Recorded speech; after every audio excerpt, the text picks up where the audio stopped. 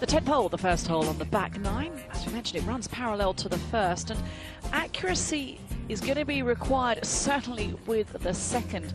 It's easy, though, to leave it up on the left-hand side to a fairway that slopes left to right.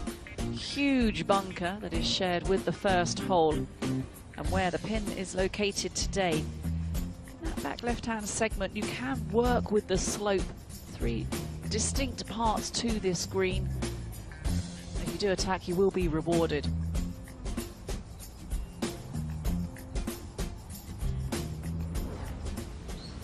Only 4 players have been rewarded so far.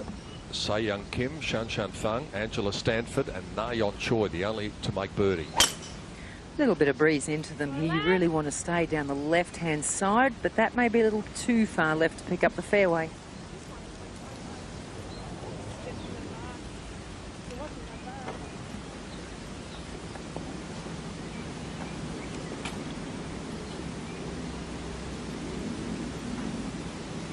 He's just dropping for the moment. It's beautiful conditions out here for playing it. That very high ball flight. That one is looking pretty much in the centre of the fairway. Good position. And a nice shot. 27 years old, Michelle Wee started golf at the age of 4. So she's been playing 23 years. Put that into perspective, at the age of 10, she qualified for the US Amateur. Youngest player to do so.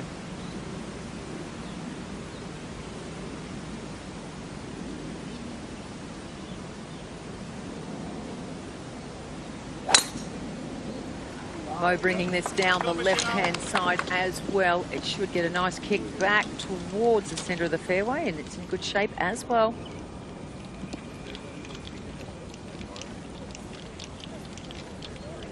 So then plenty of movement on the leaderboard on this second day at the HSBC Women's Champions here in Singapore. Let's see some of the shots that have been the reason for that movement. Good move today from Paula Creamer. Here she is at the 7th hole, 197 yards today. Paula having already picked up birdies at 5 and 6 at this stage. Rolls it on down to birdie range. And she would go on to make that a 3rd birdie on the bounce after a brilliant tee shot at the 7th. A long, powerful player in MJ Hurst started the day at 4 under, collected birdies on 4 and 5. Here she was on the 8th hole, playing it the conventional way. And that was an excellent birdie that she made, and she moved to 7 under for the championship. It's rare you get to the 6th hole already with 3 birdies on your scorecard. Inby Park on the 6th. And this beautiful approach set up birdie number 4 of the day. Talk about a red hot charge. Suzanne Pedersen had jumped aboard the birdie train early on. She'd made red figures at 3, 4, 6 and 8. This is her second shot to the 11th hole. And there was another one coming. That would take Suzanne to 5 under par for the day. Looking to ignite her round. Eri Jatanagan, the world number 2. She was 6 under through the second hole and had a good chance for a birdie on the 8th. This curling putt from right to left. Never in doubt for the player from Thailand. She finds herself on the upper reaches of the leaderboard. MJ Hurst on the other side of the golf course went unnoticed with a 68 yesterday. Not to be today, very much in our sights. That was her birdie on the 9th hole. She turned in 32. The players will tell you that downhill left to right putts, so the putts that don't really fit their eye that well, they find it very difficult to envisage what might happen. Anna Nordqvist didn't. That was an eagle at the 8th hole, and it was never going to miss. And that was going with some pace as well. Talk about great putting, Inby Park. This is like a wand for Inby when she gets it going. Wow, how nice was that? And what a dazzling front 9. She was out in 31 to take the outright lead on 10 under. We saw Suzanne's birdie on 11. This on the long par 4 12th hole, 438 yards.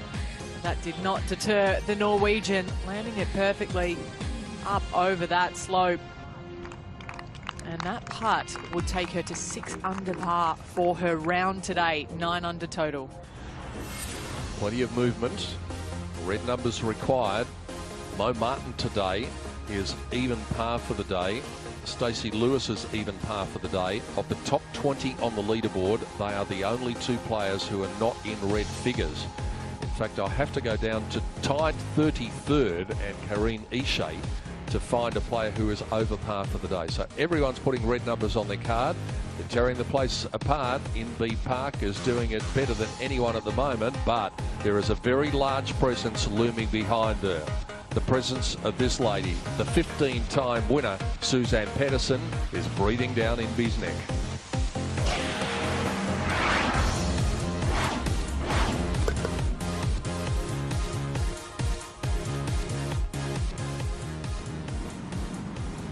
A lot of bunker to work with. This is tricky for Brooke Henderson.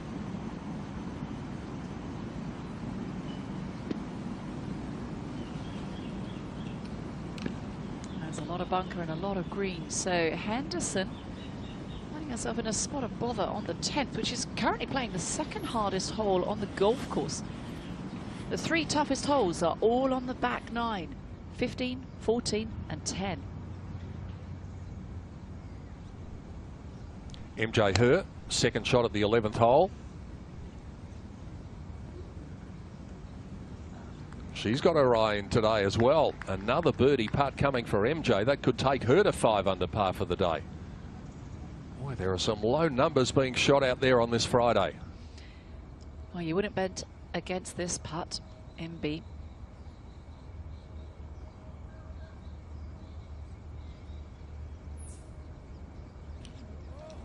Just died at the very end.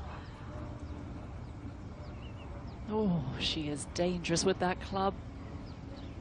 7-time major champion. She's the Olympic gold medalist and the winner here in 2015, and going about her business very nicely indeed.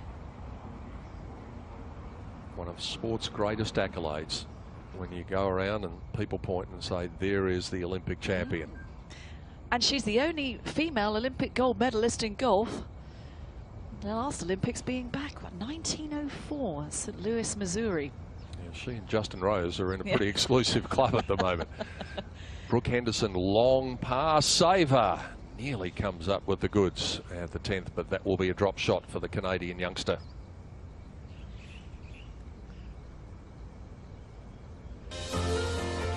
It wasn't a great day at the office yesterday for Christy Kerr, but at the end of her round, she was good enough to take some time out to host specially invited guests of Jaguar through a clinic at the driving range at this fantastic facility. They asked a few questions about how things should be done. Just another wonderful opportunity for the fans to get up close and personal with one of the greats of the game. 3rd on the all-time earnings list, Christy Kerr. And it was great that she was giving of her time after what was a difficult day yesterday. $17,761,358 in the illustrious career of Christy Kerr. Area slams one into the hole at 10 and moves to within 3 of the lead.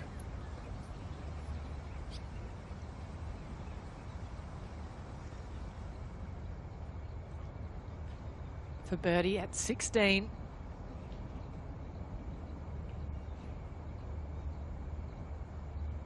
Seon Kim from just off the green. What a round she's putting together. Has plateaued with 2 back-to-back pars. And that will make 3. And her scorecard today has so much red on it. 5 under par for the round. And just to update you, a moment ago, Brooke Henderson tapped in, made her bogey at the 10th. And that's where we are with Mo Martin now. 164 for Mo. Going with the hybrid, she plays these so well. And this one's straight at the flag as well, into quite a strong breeze at the moment.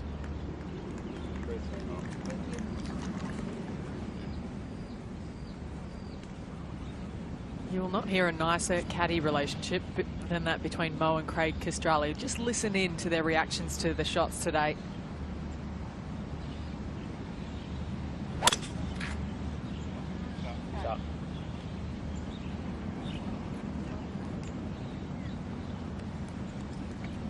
pounds down the fairway. It's going to be hard to get it all the way up that slope. It's a difficult second shot. An optical illusion. Got to trust the yardage.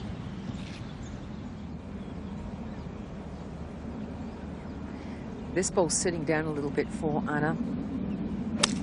156. She has caught that little heavy. It's going to come up shy of the green. 8-iron in hand. You can see that Anna was banking on a bit of a flyer. She obviously didn't get that. 25 paces on the green. Here's the flag at 10, so she's got about 80 feet in front of her. Our leader by 1.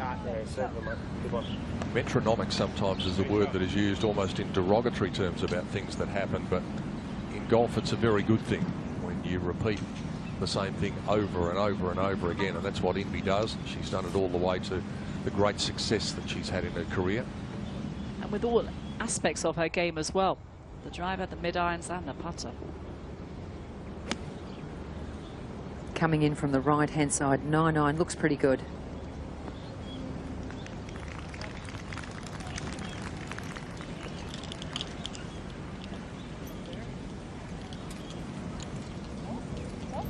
Caddy on the bag this week, Matthew. Used to caddy for Ryan O'Toole last year.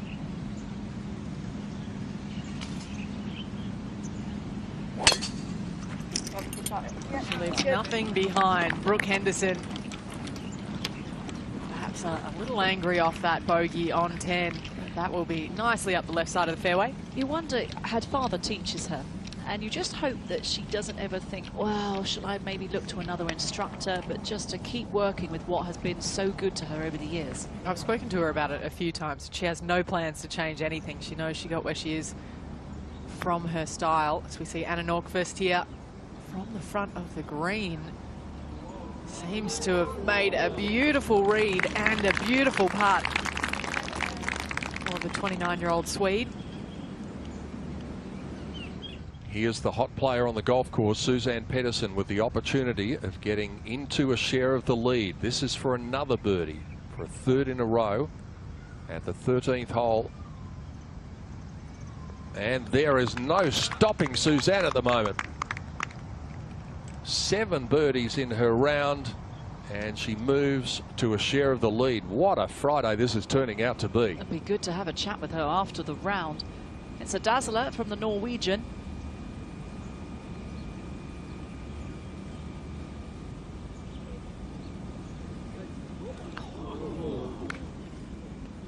She's been very close today, but yet to make anything happen. Currently level par for the round, Mo Martin. Does she ever get fed up with being called Mighty Mo? No. Okay. Not at all. Actually, this week there's a shipping container out in the water that is M-O, and it's got another letter on the end. And they blacked out the last letter, and so it's almost like the mighty Missouri was out there watching over her. So we take a look at the 11th hole. The par 4 back up the hill alongside the 9th. This bunker in the front right, not in play at all. But those bunkers on the right only really if you hit a pretty wide tee shot. Most players missing this fairway left down to around the 120 mark to the middle of the green, which is elevated. And as you can see, 0 bunkers around this green, playing the second easiest hole on the golf course today. Many a collection area over to the right and the left, and loads of slope to contend with as well. MJ Her let a birdie opportunity slip by, but she's made her par at the 11th hole. She remains -8, and she is 2 back of this lady and also of Suzanne Pedersen, who has produced a Friday special in Singapore to be 7 under par for the day and the joint leader. Good illustration of the slope they face at the 11th hole.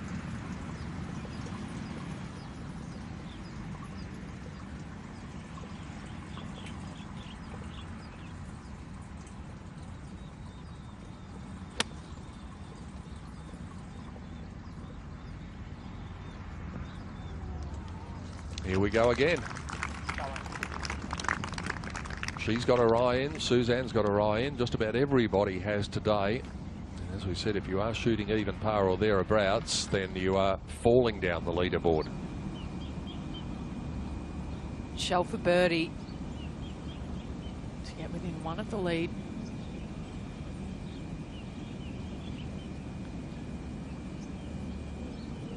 That started left and stayed left. Perhaps a little misread there from the Hawaiian. Up the hill for area from a bit further up the hill though. And that'll work. Brilliantly using the contours, almost a gimme birdie for area, and that would take her to within 2 shots of the lead. So it's getting pretty crowded up the top. All sorts of red numbers going on.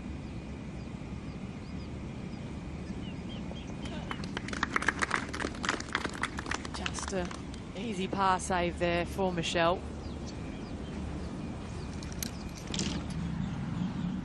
Just repeating, there is one player in the top 34 players on the leaderboard who is over par for the day, and that player is Caroline Masson. 95 to the front here for Brooke. And today on 13.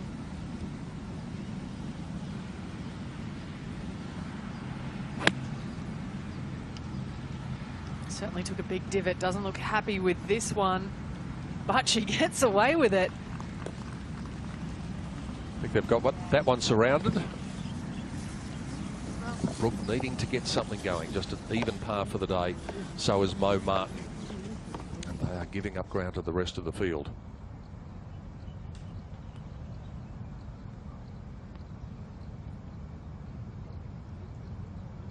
Defending champion has had a very good day.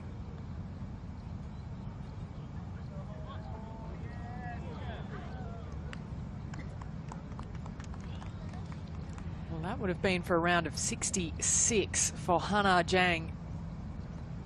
She'll tap in for her 67, which was bogey free, including that beautiful eagle out on the 5th hole. Easily the best completed round of the day so far, bettering Angela Stanford by 2, and both of those players are past champions. Hannah in 2016, Angela Stanford in 2012.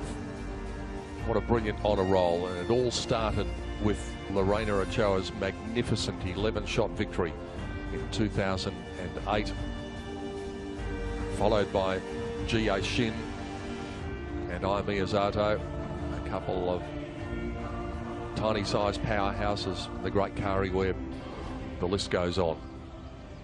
And a Nordqvist would come up with a pretty good 2-putt here if she can pull this off, and that is nicely done from the front of 10. So the Swedish star remains at -8, and she is 2 shots adrift of the lead. To the sizzling player on the golf course, here's Pedersen on 14.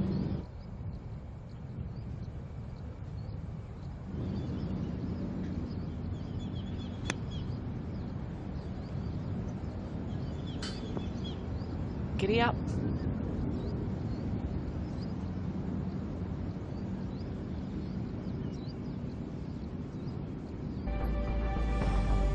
It's a sea of red around the golf course, and it's a sea of red on the leaderboard on this Friday in Singapore. Suzanne Pedersen making the most significant contribution so far.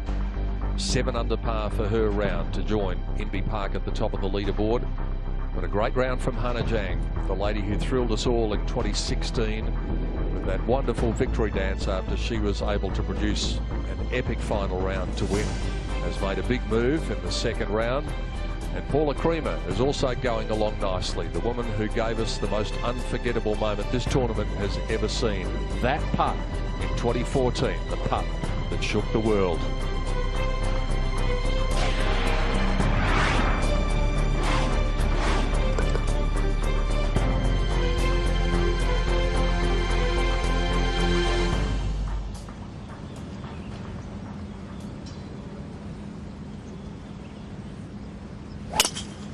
Tail breeze behind them coming up this rise, and that's a nice looking drive from Anna.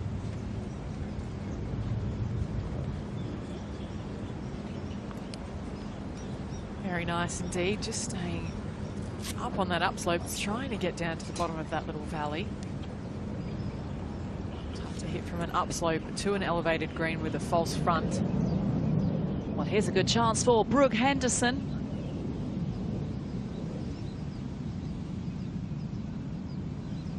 And this is tracking to the right of the hole. Putt goes begging for the Canadian, but scoring is good today. So many players under par. Birdies once again, our order of the day.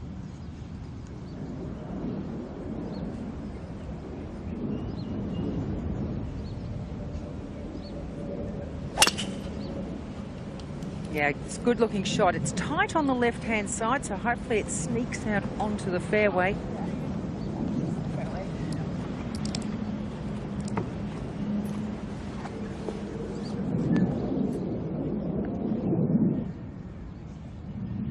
Here is our joint leader, Inbee Park, at 10 under, with the opportunity of getting the outright lead back again. Oh, I thought she was going to make that. I thought that was nearly within gimme range for Inbee Park. Generally speaking, anything within 20 feet used to be within gimme range. Especially when it's uphill and there's not much break, but just a fraction more than she thought, but remains at 10 under, equal lead with Pedersen.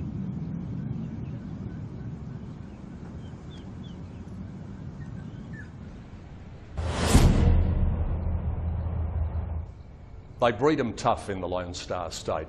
Deep in the heart of Texas, everything is said to be big. Well, in the 2012 HSBC Women's Champions, one Texan needed a big heart to withstand a nail-biting playoff finish. 34-year-old Angela Stanford triumphed in a four-way playoff against Na Yeon Choi, Shan Shan Feng and Jenny Shin. After a frightening storm had earlier halted play deep in the final round, Stanford emerged on top at the third extra hole for her 5th career victory.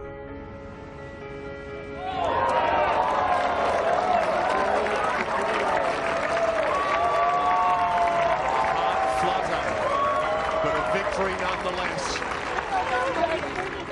In what would turn out to be the final staging of the tournament at Tanamera, it was Angela Stanford showing nerves of steel to claim her biggest victory and her first title in 3 years.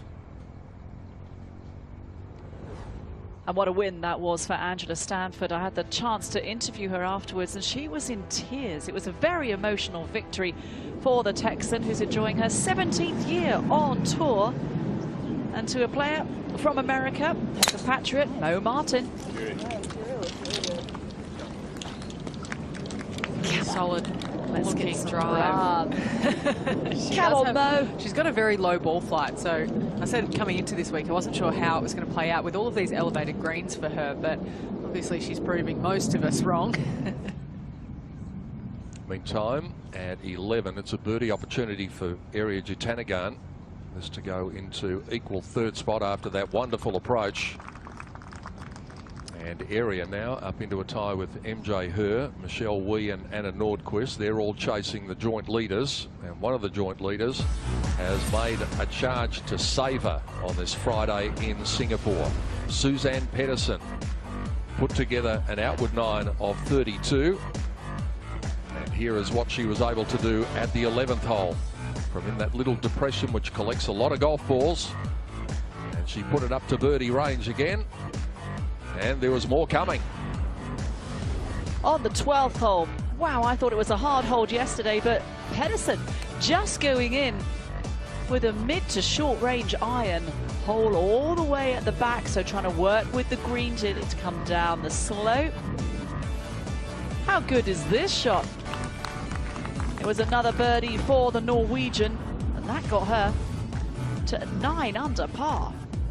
On the sweeping dogleg par 5, the 13th hole, Suzanne Pedersen made it 3 on the trot, 7 under par for her round. Now she's got the opportunity of taking the lead by herself.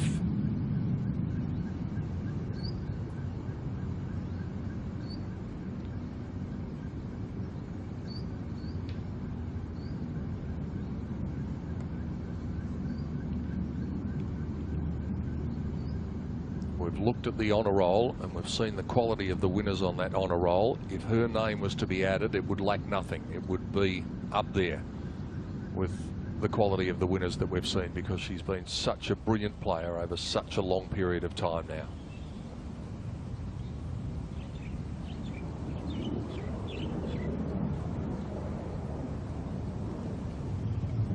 Great view of the shot for Mo Martin.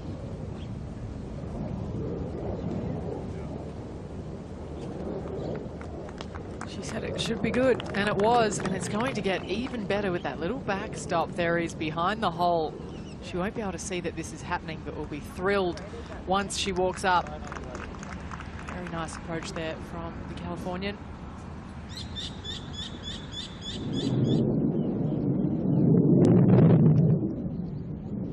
A fade would be useful.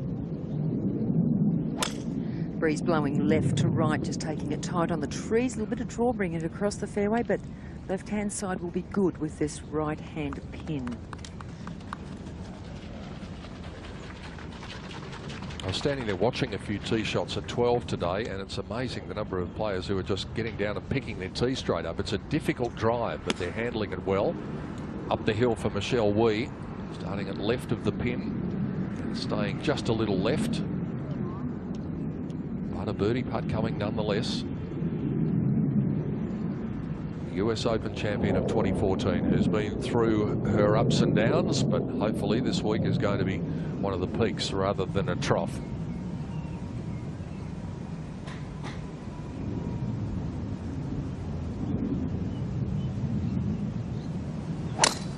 Breeze coming a little bit more behind Indy on this. Again, keeping it tight and just letting it come back onto the middle of the fairway.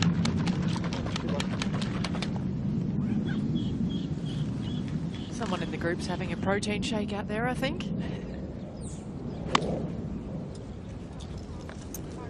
Seems to be leaking a little to the right for Nordqvist. Will she get away with it? She does. Right of sensational. Great approach shot there. And a chance to get back up to 9 under par.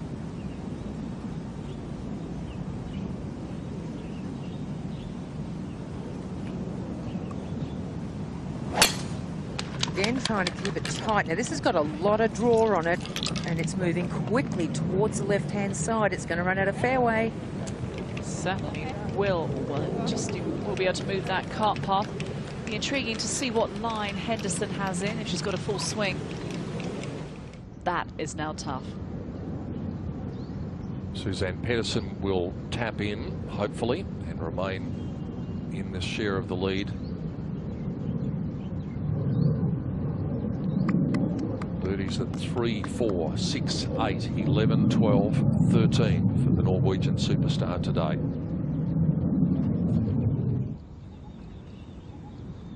Sloping downhill left to right birdie chance for Michelle.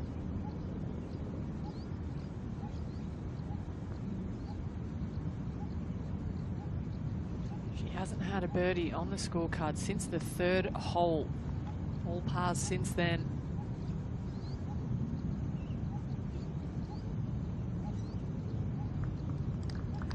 She can add another one to the tally there on the 11th.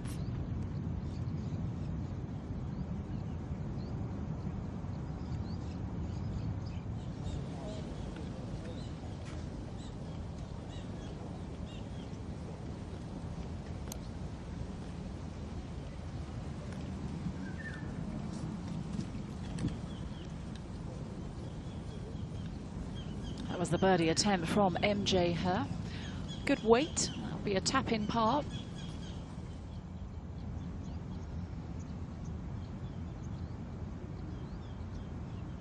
Nordqvist to close to within 1.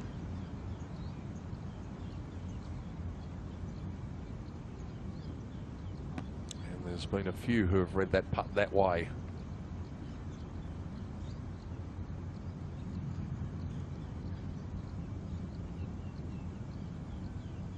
So again, a little like yesterday in this part of the course where the leaders are at the moment, a bit of a holding pattern going on in that area.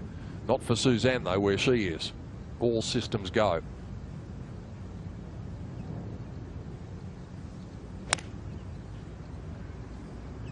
15th playing 179 yards today. pins over in a much more accessible hole location on that right-hand side, but that is a bit of a miss there from our co-leader. The way she's going, I wouldn't bet against her holding that. She's in that mood.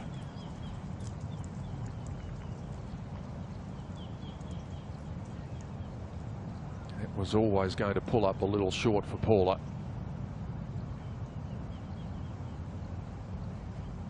Nice productive day though to back up her very good day. 4 under par round of 68 to begin. Different golf course to the one where she won, but still the same golf club.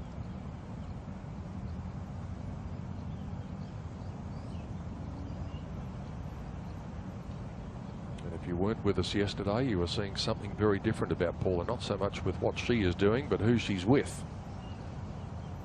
Her faithful caddy Colin Can, who's been at her side for around about 12 years or so. They had an amicable parting of the ways.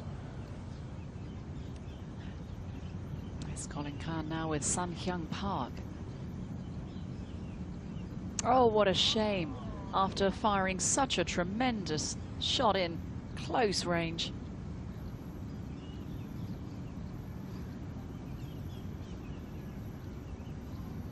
See a little bit of kinesiology tape on Mo's thumb. It's an injury that's plagued her for the last couple of seasons. Yeah, she did really well to kind of rehab her way out of it last year. And it's just something that she keeps her eye on a lot. Hasn't had to have any surgery or anything like that on it, so just stay on top of it.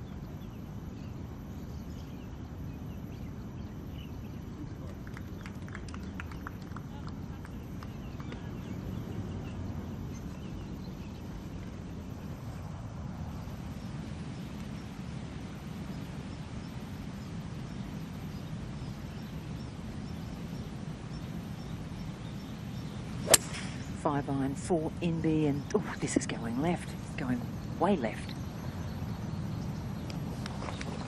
Oh yeah, into that waste bunker. That gentleman driving that cart isn't lost, by the way. Yeah. He won't be ejected from the golf course No. anytime soon. Oh, this is tough.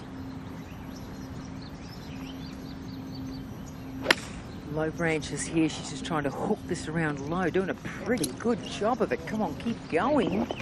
That's a really good result from where she was. That is a fabulous shot from Henderson. Hasn't even finished. Wow.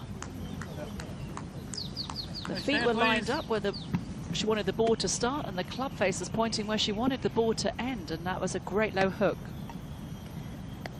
Area's got not a bad angle here. A couple of overhanging branches that are just keep in the back of her mind that they should be okay. This is only 116. And that'll do if it holds. Has that gone over the back by the look? Yep. It has. It landed on that downslope. Wow. It's a heavy price to pay.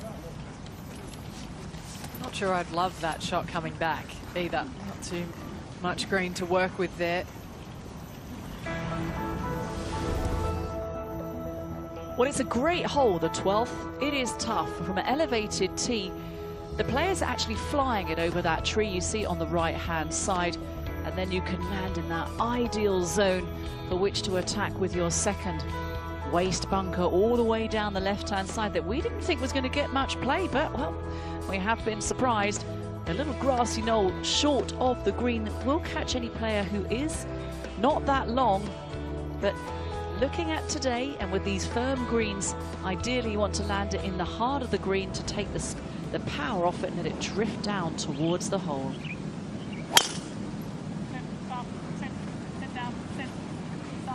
See if it listens. Not really. Whoops. You went over, right? Nice footwork. Was in the hardest 4 holes on the golf course yesterday. It's in the hardest 4 holes again today. So difficult off the tee. Yeah. Very easy to run out of fairway. I can tell you Mo Martin had 229 to the pin on this hole yesterday, so she'll be hoping for a little less yardage perhaps out there in this round.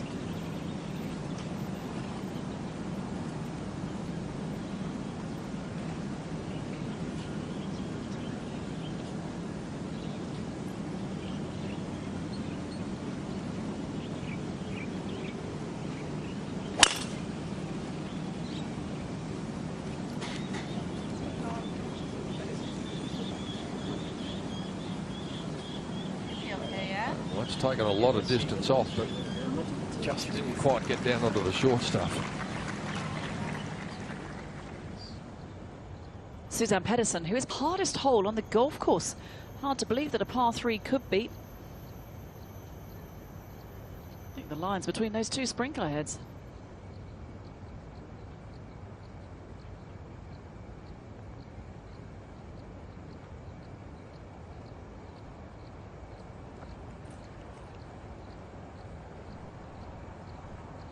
We saw with the tee shots yesterday that this is one of the quicker greens on the golf course.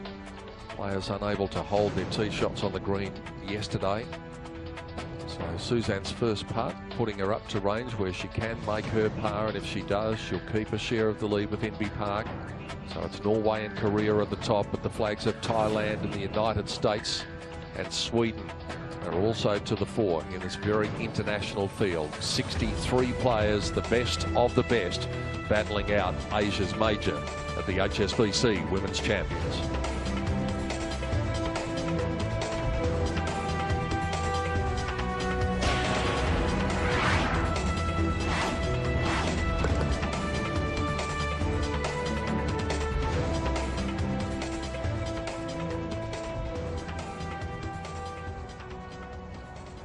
Wonderful view back down from the clubhouse to the hospitality suites, the Heck Suite. And Se Young Kim gunning for a birdie.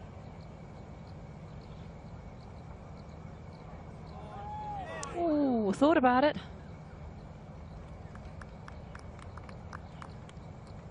Se Young Kim, a 5-time winner on tour. 3 wins a couple of seasons ago, 2 last year. Got her eyes on the majors in 2017. Playing with Inji Chun, who's even par for the day. And also Lexi Thompson, who is 5 over par today, Lexi Thompson. Must feel like she's having 100. After we looked at Mo's drive, she'll have a lot of ground to cover, but we knew that with her drive at the 12th. Gee, that's a surprising round from Lexi. Out in 39. She's had 1 birdie on her card all day. So it's not in the waste bunker for Inby. Oh, look at this, what she's got to contend with.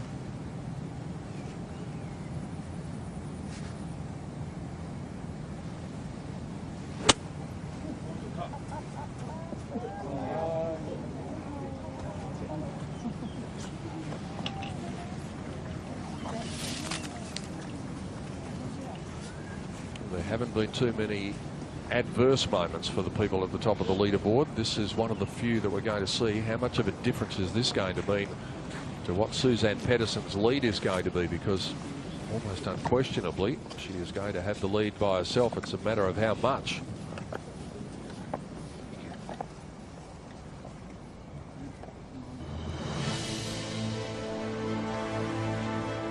There's so much to like about this place. These magnificent creatures are just one of the things to like. They've actually been visiting our television compound this week. They are just beautiful. And they are a feature of the golf course here at Sentosa. More business-like matters at hand, though, for Area Jutanagan with her 3rd shot from all the way through the back of 12. Oh, that is a beauty. Wow, just taking off the seam of it, killing it into the bank, and it releases down towards the hole. Well played. Inby Park's got her problems at the 12th. Tester here for Suzanne.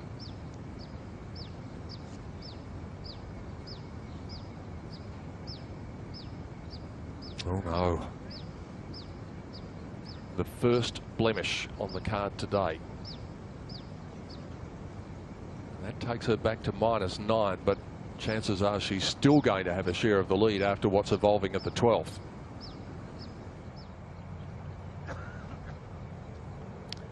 This is Park's 4th shot on the 12th.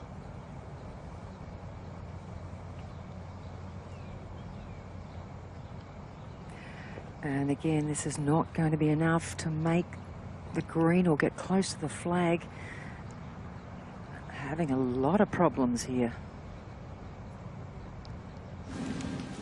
Oh, it's trouble. Every just about everywhere you look at the moment. Well, it's a bold drive off the tee for Anna Nordqvist.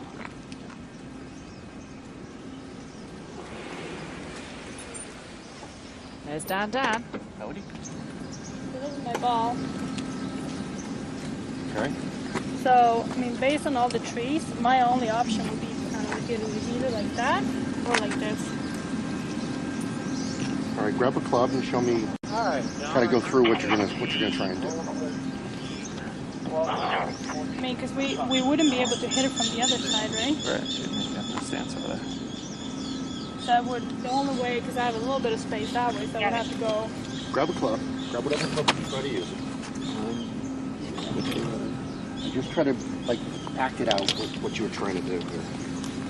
So I would have to. I mean, I would have to go this way. So I just have, that's the only way I have my only chance.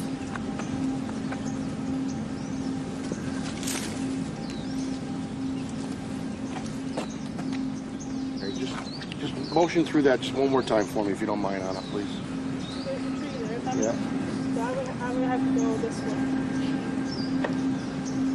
Okay, you have it's a reasonable stroke. I mean, sure. It's just got no stance on the other side of it. No, I mean she's got. I mean it's a stroke. I mean it's a reasonable stroke. Right. All right. I mean so you're entitled to relief for the path for the stroke that you want to play.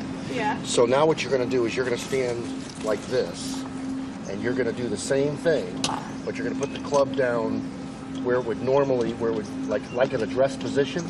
We'll put a tee, we'll do a club length, and you can drop it, and that's your. And then I drop it within what? Well, you drop it within a club length of that, which is going to be someplace over there. Yeah. If it rolls more than 2, you're going to place it. Okay.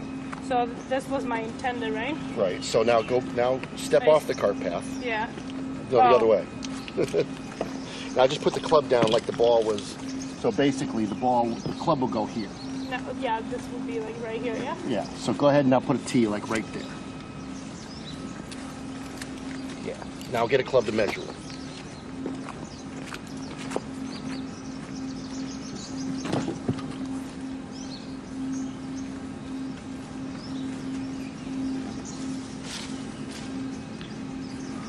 So it's right there. Yeah, that's good.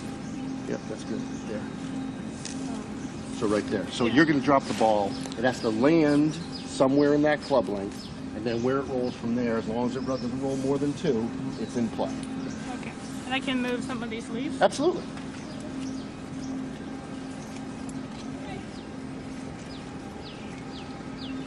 So saved by the cart path. Yeah. Yeah, we're all good as far as nearest the ball. Yeah, it's going to mark it. So she's going to have a swing at it now. You don't need to mark And it will be a drop without the it up, penalty Anna. because she gets relief from the cart path. And just remember, Anna, it's got to bounce on that this side. side of that tip. Yeah. It's okay. If we drop it here. Excuse me, can you just move away a little bit? Yeah. Gives a little bit of space. Right, so, I mean, one of our options stays here. We're always gonna, it's pretty wide Yeah. stuff. We can pitch it through there. It lands here, there's a good chance that it probably kicks down further, so it Yeah. might even be better. So I think we've got that all worked out. We'll Yeah, come still back to on. that in a moment. Still not without its difficulties, though. Oh, yeah. There's a few roots and plants in her way. So while all that's going on, let's jump up ahead to the green and see what Brooke can come up with after that excellent approach. Boy, that was some shot. That was great. I mean, the movement she got right to left and the distance as well. She was far enough back. To say par is a good effort there. A birdie would have been just a complete bonus.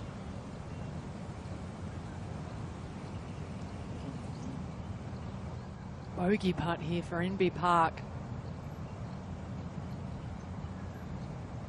Won't move too much. Wow, and it's going to be 2 drop shots here on the 12th for our leader. And that's going to drop her all the way back down to -8. Now 1 shot off the pace. Very costly error with that second shot. That's her first blemish for the week.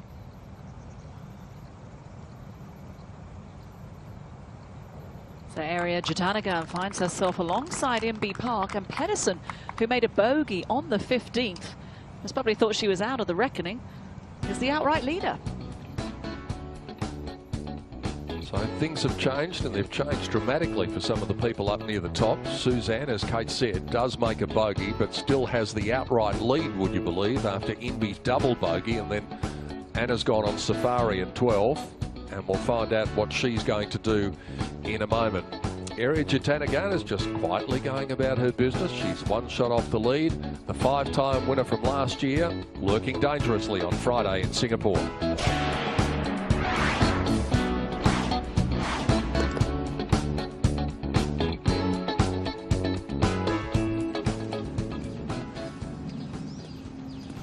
Second shot at the 12th hole from Michelle Wee.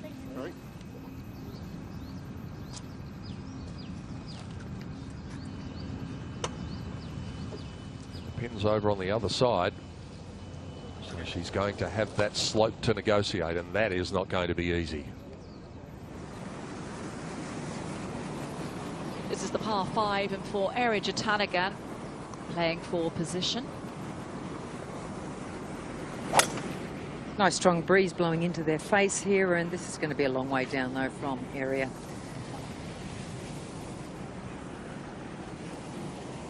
Playing at 501 yards, the 13th hole. So for the overwhelming majority, a 3-shot par 5.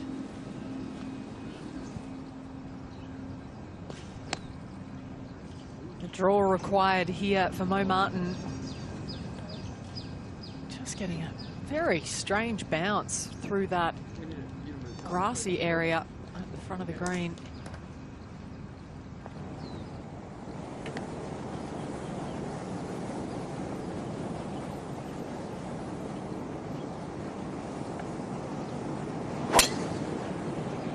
Again, into the breeze. This is looking a better place to be for Brooke than the previous hole down the centre.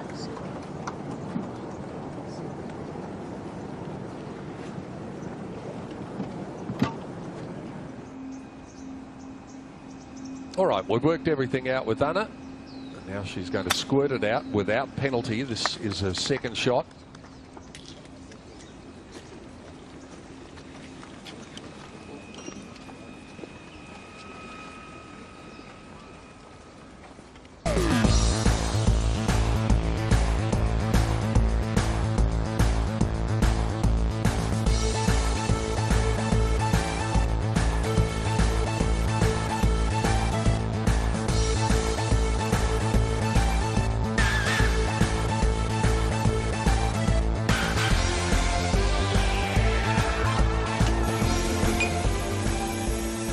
A week not only of great golf, but of glamour and style and some magnificent scenery at the HSBC Women's Champions of 2017. Great to have your company right around the world. A big hello to everyone on the Golf Channel in the United States, whatever time of the day you might be watching.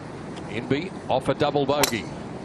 Breeze has picked up again. It's quite strong now, and this is left centre. It'll be in good shape. Not too far away. She's in good shape after the dramas of the last hole. Also great to have everyone on Fox Sports Asia with us. Fox Sports in Australia, all corners of the globe. Third shot to the 12th hole for Anna Nordqvist after an adventure. And par is going to be unlikely, but still achievable. Second shot to 16, par 5, taking aggressive play, Pedersen.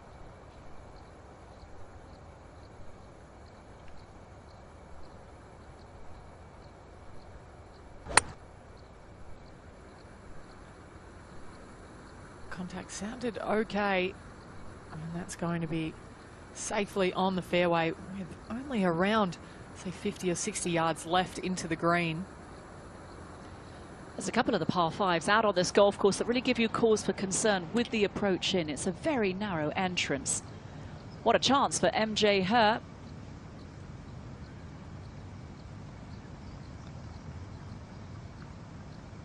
She could afford to strike it confidently, but then just running it through the break. MJ finished 21st last year in the money. Just under $750,000 was earned. Best finished in China, in Beijing. She very nearly had a chance of winning and lifting that trophy. Hardest 4 holes on the golf course are in the stretch between 10 and 15. So it's been a bit like that in recent times, but Suzanne Pettersson's charge has been a significant one. This for birdie at the 13th, and Suzanne Pettersson just kept it rolling along all the way to the top of the leaderboard. The second shot for Ariya Jutanugarn to the 11th. Not much club, got a great drive away. And that came back using that backstop beautifully for Jutanugarn. And that was a lovely birdie for the world number 2.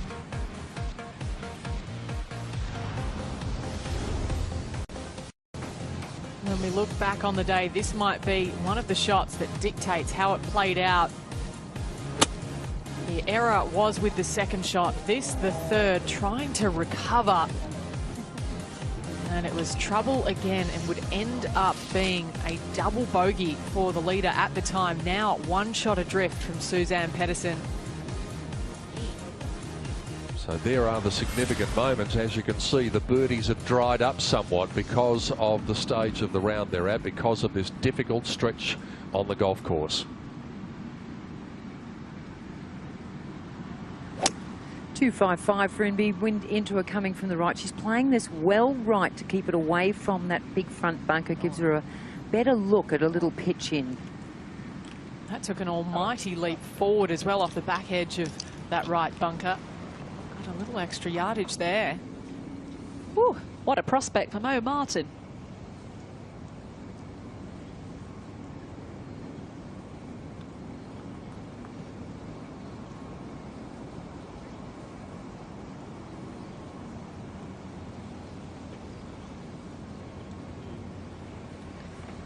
The weight was good, just the distance, but no picnic from that long range. Has she got a chance, Brooke? 239 to get it to the front, although that big bunker is lurking, and she's to the right of that. It's a good looking shot, just have a little pitch in. It's not going to make the green, not in this breeze.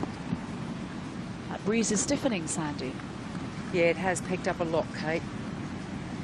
So 13 is going to be hurting, 14 will be assisted, 15 will be hurting, and 16 will be assisted.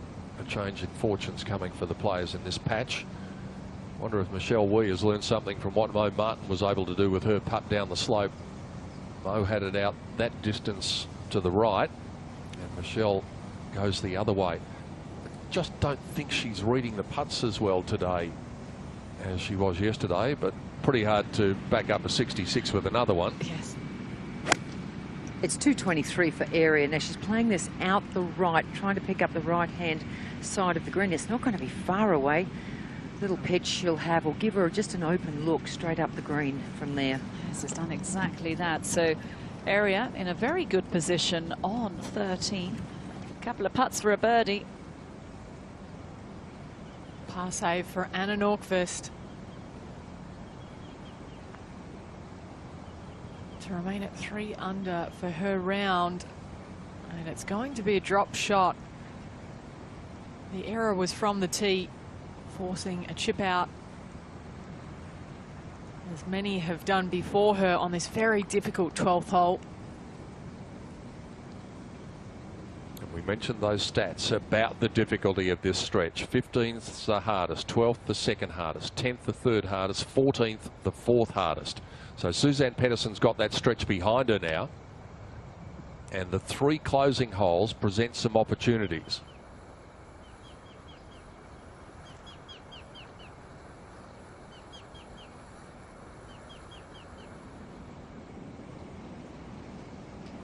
This would be a very good 2-putt from Mo Martin.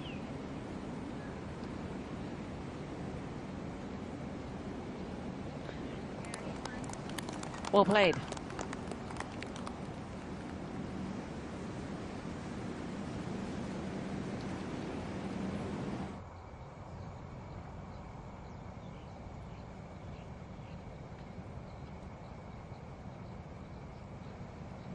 Michelle Wee, kinesiology tape around the legs for the shin splints she was worried about a couple of weeks ago.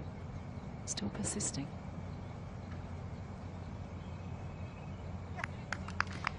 And that kinesiology tape, it draws blood to the area. Yeah, it expands the blood vessels by pulling them out and away, so it does increase blood flow just by opening up those capillaries a little bit.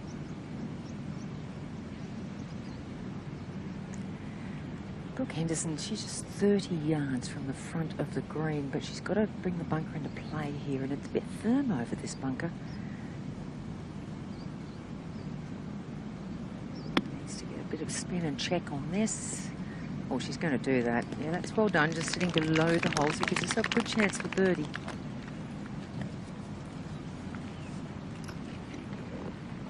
A couple of times yesterday we heard the firmness of that ground in the front of 13, and there's another illustration of it. Brooke nipped that really well. Now, what's Shanshan been up to today? The birdie chance slides by there. She is 4 under for the day. And that is going to be a second round 68 by the look of it for the Chinese star. That places her up into the top 10. So what's new? Shanshan's usually in the top 10.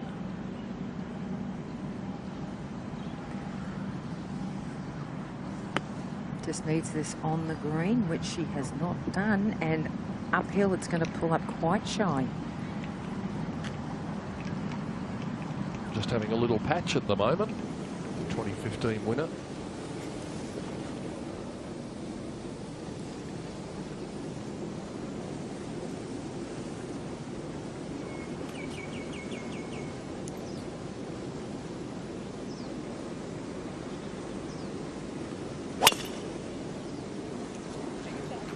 That's a nice sounding strike. And duly rewarded for Michelle Wee. When you look at the violence of that swing, you can understand why she's had so many injuries over the years, the physicality of her golf swing.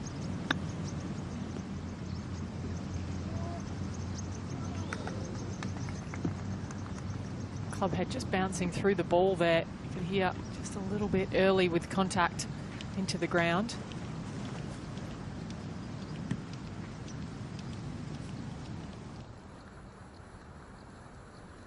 A chance for Pedersen at 16 is to extend her lead.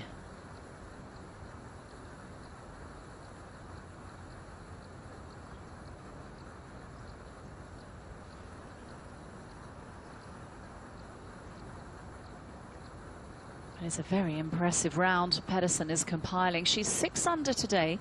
There was the solitary drop shot on the 15th, 17 and 18 to play.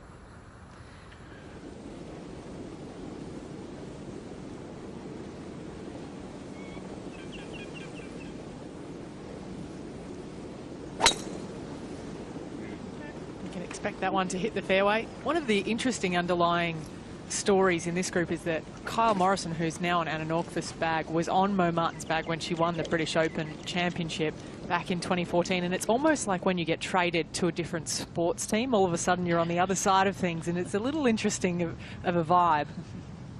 It's a birdie putt for Indy Park, but she would have liked it to be a whole lot closer after she played her 3rd shot, and she is just going through a little patch where things have unravelled a bit. Is it a challenge for the players, you wonder, when they have caddies moving around? Is there a strong sense of allegiance? There is. I mean, it is. The Caddy of the Year award is being handed out tomorrow. As we see Anna also finding the fairway. Ball's in the air. Pretty confident, though.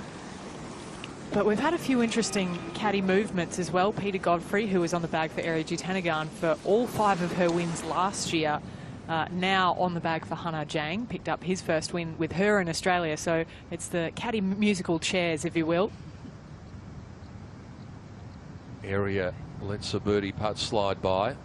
So what you're saying is effectively the progressive barn dance that we normally get over December and January has continued this year. It's been very confusing, actually. I went up and asked Matt Galloway how Ryan was doing, and he said, I'm not on Ryan's bag anymore. So you kind of almost have to check the relationship status on Facebook or something before you go and chat to a caddy these days. Oh, Pete Godfrey must be psychic. I mean, he had 5 wins last year with Ariya Jutanugarn and then jumps on the bag of Hannah Zhang, who hoisted the trophy in Australia a couple of weeks ago. It's a steady sister caddy relationship within the Hendersons. Brittany on the bag for her younger sister by 6 years, Brooke Henderson, who has a good chance here at 15. 13.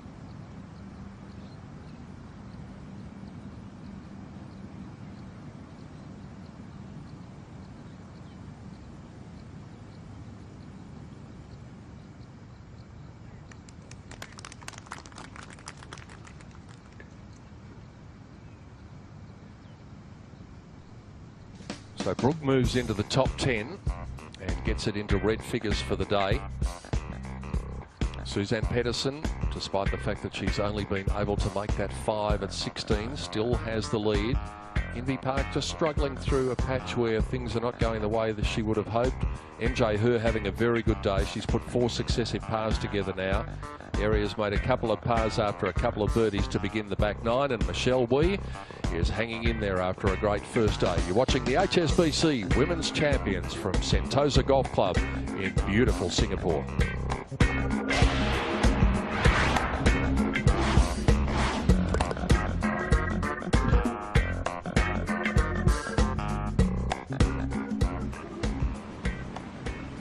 You're watching Mo Martin, who is even par for the day with her second shot at the par 5 13th.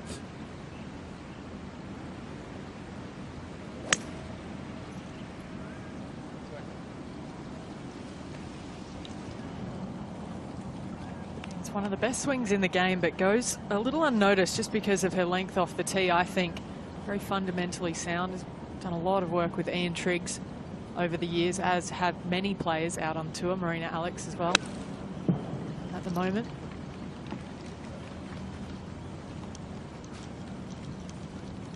Yes, Ian Triggs used to look after practically half the field when he went to Australia, to the Australian Ladies Masters and the Open.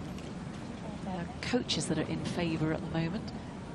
And Ian Triggs doing a lot of work with the young players from Malaysia as well. The Malaysian Angels, he's had a big hand in their development.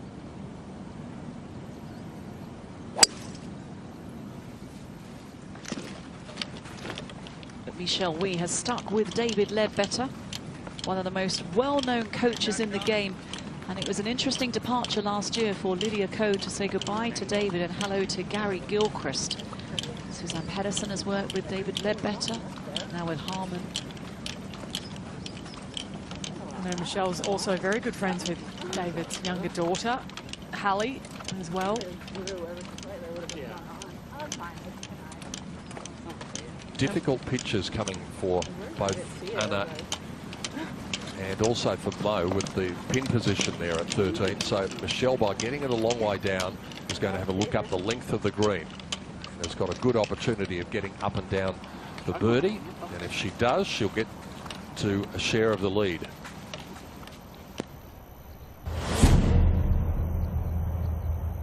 In sport, when you combine a near flawless technique with a hunger for victory and a killer instinct, it's a recipe for success, even in the loftiest of company.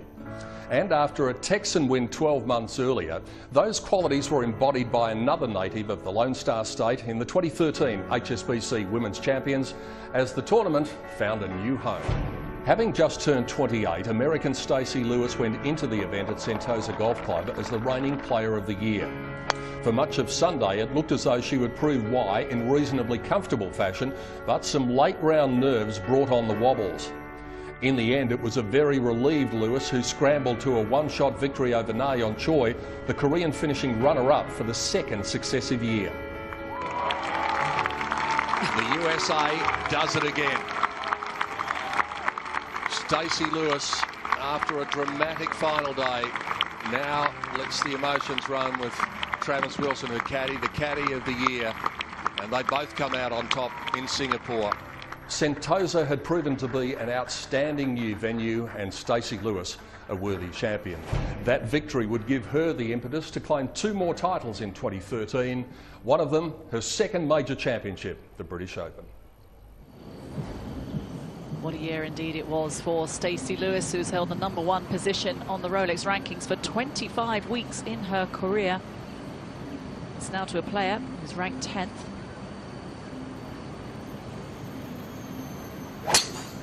Nice tail breeze behind them. If you want to keep it down this left-hand side, it will kick back towards the right. Good-looking drive by Brooke and a long way down as well.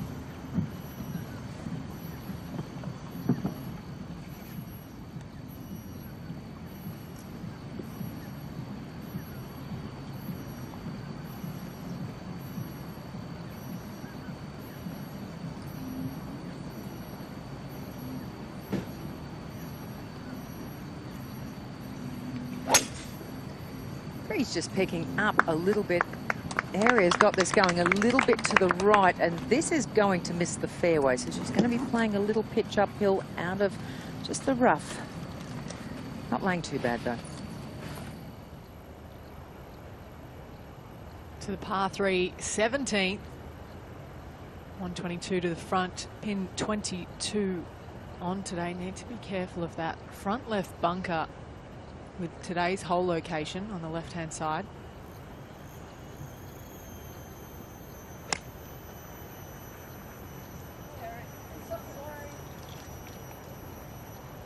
She knew it was in trouble.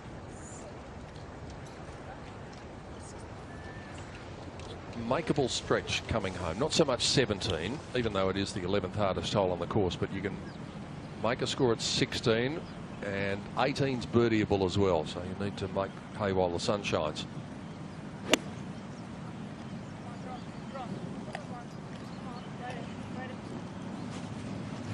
She gave it a good talking to. It very nearly behaved, and that's a good shot from Nordqvist.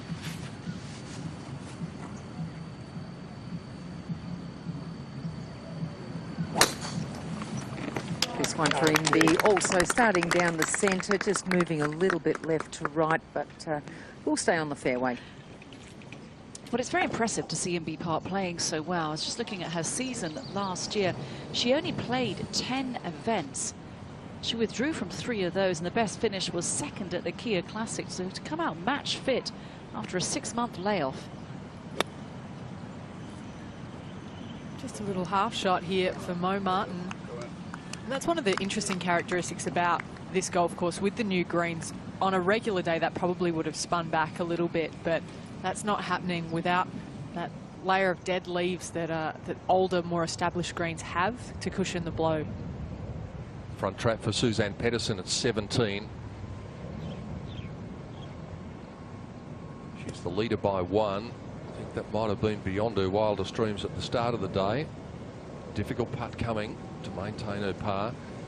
Another good round today has placed Beatrice Riccari up into the top 20. She has shot equal best completed round of the day, 5 under par round of 67 for the Spaniard.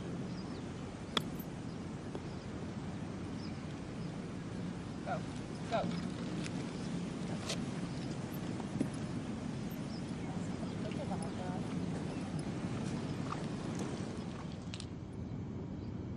Putting for long range, but it is for a birdie for MJ Herr.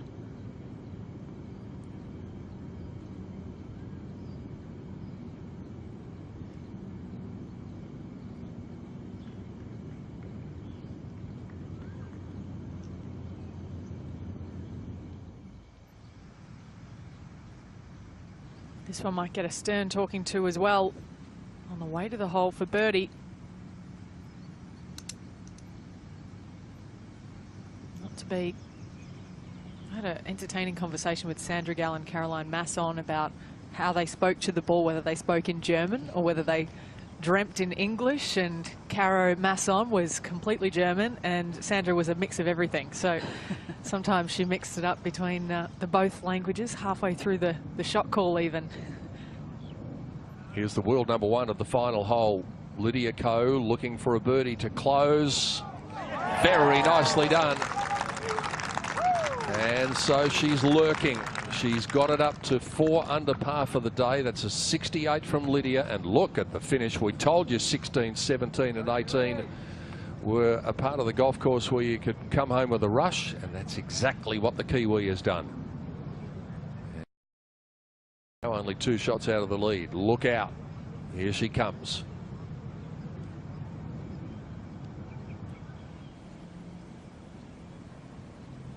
Here we join Mo Martin on the 13th hole.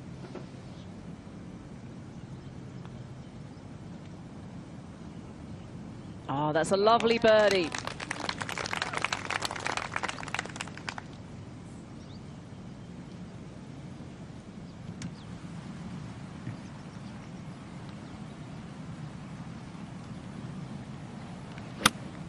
It's 1-2-2. You've got to trust your yardage, and she has not done that. That's coming up well shy for area. She's going to be a long, long way from the flag on this short hole. Well, she won't even give that a pass mark with that club in hand.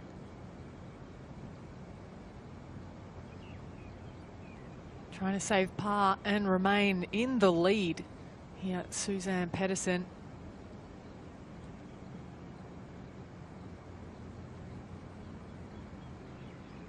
If she doesn't make it, we've got 5 leaders.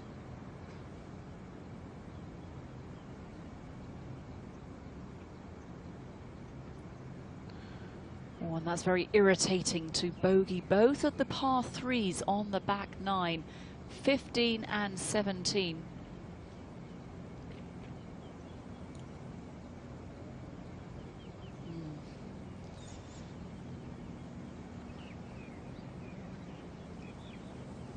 Perhaps suggesting there could have been a different choice of the club off the tee.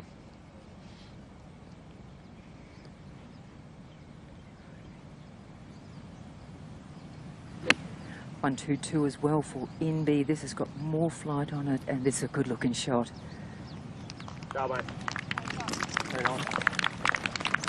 Outstanding.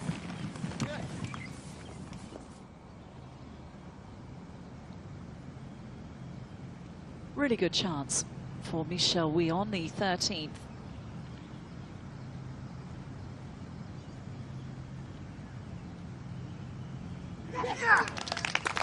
And we have an outright leader.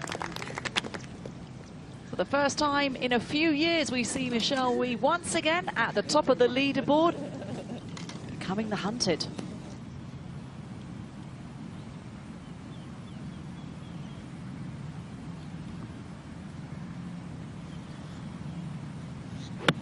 Just 108 for Brooke, and this needs to hurry to get all the way back.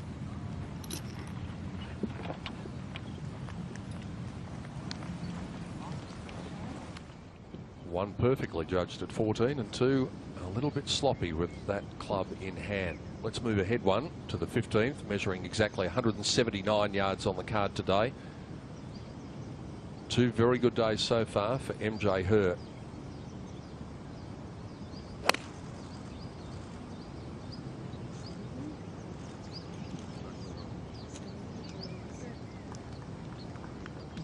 That is going to be a long way from the pin.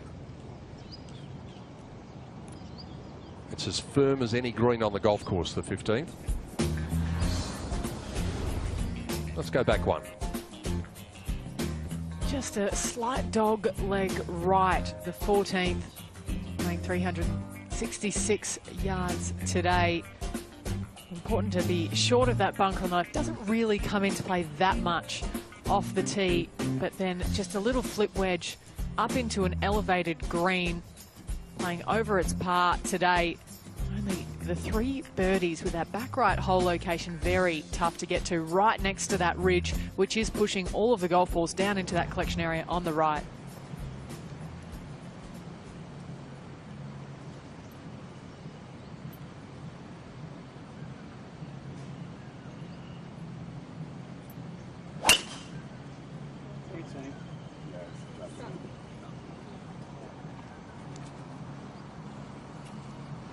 The breeze behind, that gets a little run, and that is a long way down there.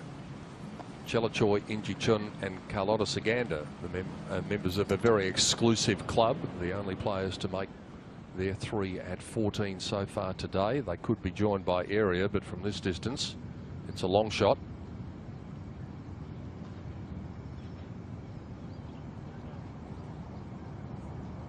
Nicely done from long range, and that should ensure the par of the world number 2.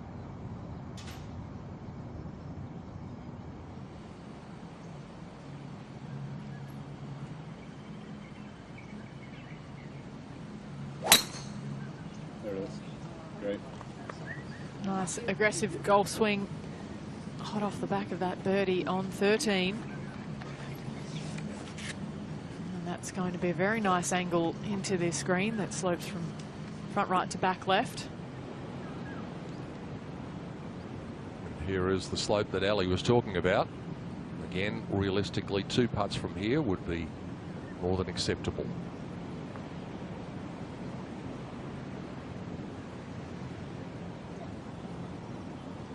That is not exactly cast in stone just yet for Brooke Henderson. Having one of those days where everybody else is getting red numbers on the card and Brooke has only been 1 under for the day. Yep. Oh, okay. You know who you would really like? Is Edward Sharp and Nightmare. Okay. You're so good. And it didn't have to talk to that one. It did what it was told off the tee anyway. Looks could kill. Brooke Henderson to try and save her par. It will not drop. Brooke, so athletic all throughout her game, does have her hands quite low for a putting stance and a lot of knee bend. It's been a stunning day for Suzanne Pedersen. She got a bit hot under the collar after the bogey at the previous hole. She's had 2 bogeys in her last 3 holes.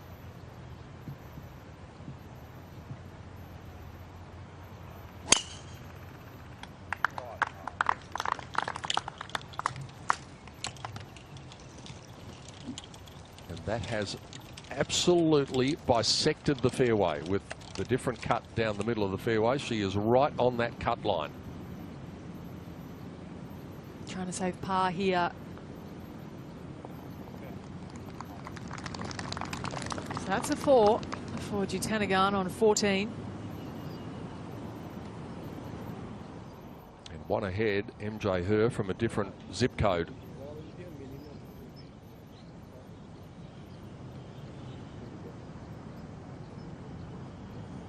That is an outstanding putt from where she was. Brilliant for length. Great judgment from MJ.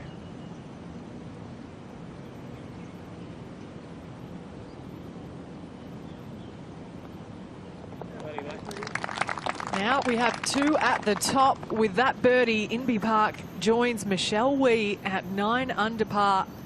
Very nice recovery from the double back on the 12th hole. That's what the good players do, isn't it? After they have a bad patch or a bad moment, they're able to recover quicker than the players who let it affect them a bit more. Paula bombing one in from off the green. That's for a 2 at the 15th.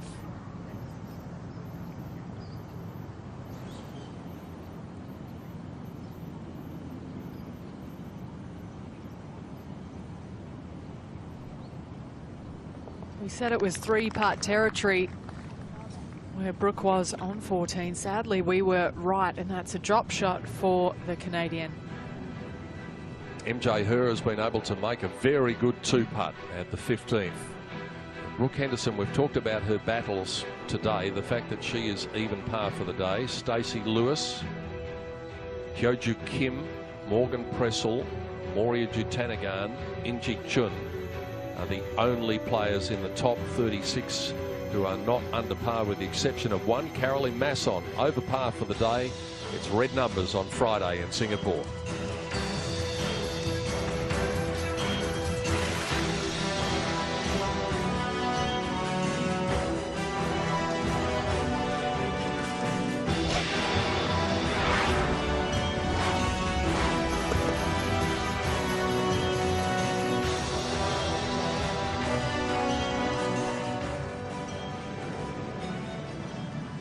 Beautiful angle into this whole location on 14 here for Mo Martin.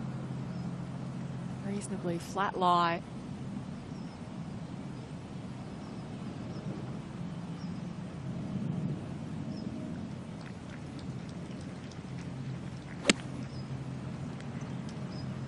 Big hop.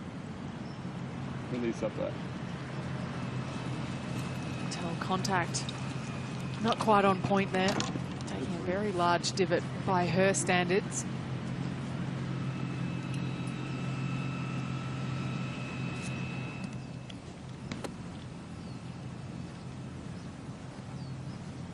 Nordquist has been able to get it down a long way.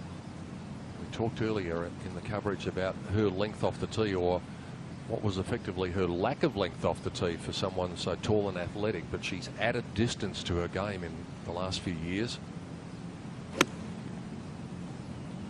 Can she get it all the way back there? It's been a difficult task. Well, not so difficult for Anna.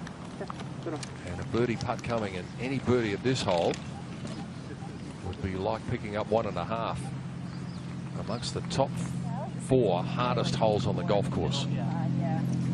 Downhill lie too. That the 56 might come out too low.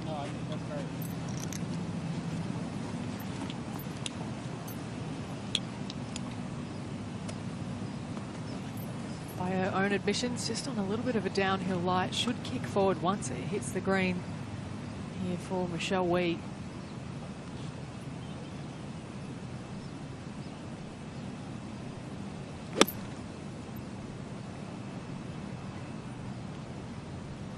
That's the ball of Michelle Wee up into birdie range at 14.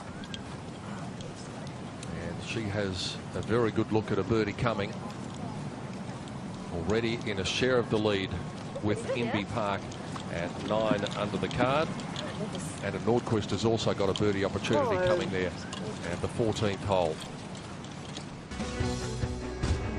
It's a tough hole, the 14th, and it's a tough battle in the race to the CME Globe, extending all the way through the 2017 season. It was Brittany Lincecum in the Bahamas, Hannah Jang in Australia, Amy Yang in Thailand. They are the 3 winners, and consequently they are 1, 2, 3 in the race to the CME Globe. Lexi Thompson, most consistent start to the season as well. So it'll go all the way through to Naples, Florida in November to find out who can take the race to the CME Globe. Lydia Ko made it a one-act affair over the first couple of years. Charlie Hull took the tournament last year. Will it be Inbee as she gets back to tournament golf? Here she is, the joint leader at 15. Breeze has died down a little bit. This is 6-iron for Inbee, 179 just to the right of the flag. It's looking good though. Another beauty. She'll have that putt for the lead.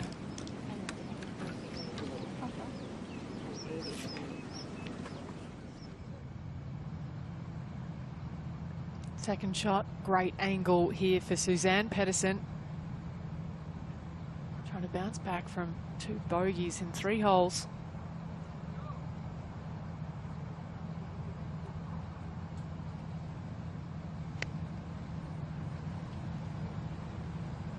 Certainly started out to the right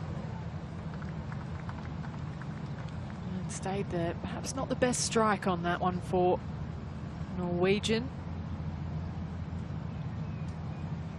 It's going to be a very low number today for Suzanne, but just at the moment it probably doesn't feel like it because all of that red stuff on her card came up until the 13th hole, but a bit of a battle after that.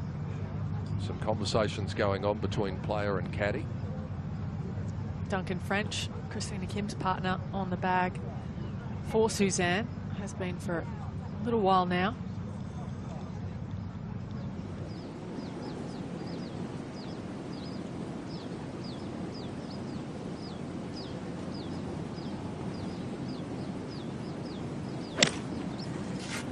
Punch 7-4 area, and just pulling this one a little to the left. Could be up there, but not too much in birdie range.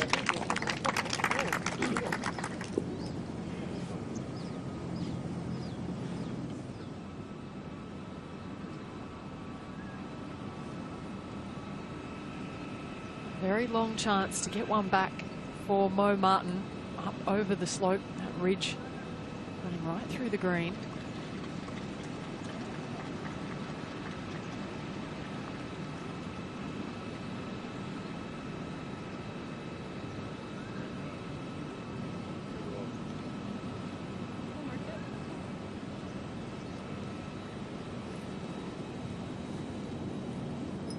One under par for her round today, the 2 birdies and a bogey on the card.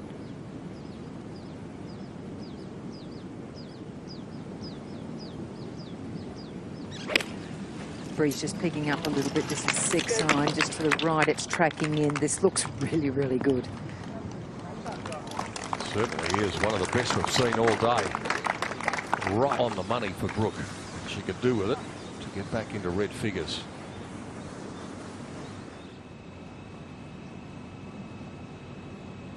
Really attackable birdie chance here. Chance for the outright lead on her own, Michelle Wee.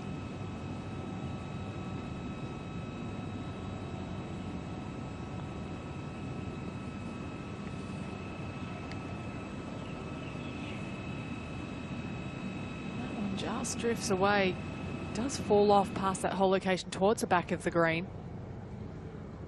I can tell you the conversation between Suzanne Pedersen and her caddy Duncan continued all the way up to the 18th green and was quite animated.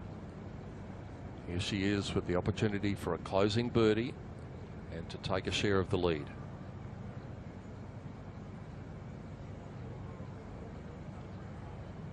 That's not going to make her feel much happier.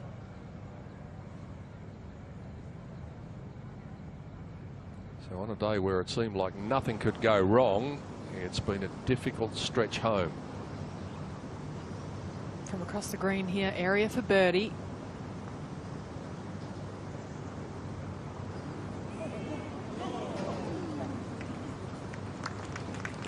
She's just lurking one shot off the pace, and you have to feel as though we haven't yet seen Area hit her stride this week. We know what she's capable of.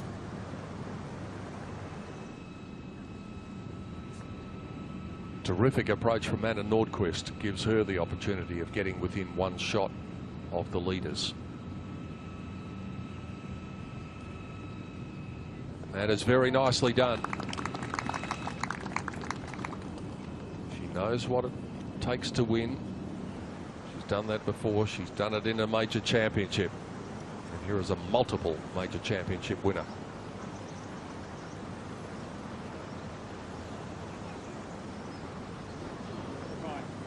Just the 7 of them, in fact, for Inbee Park.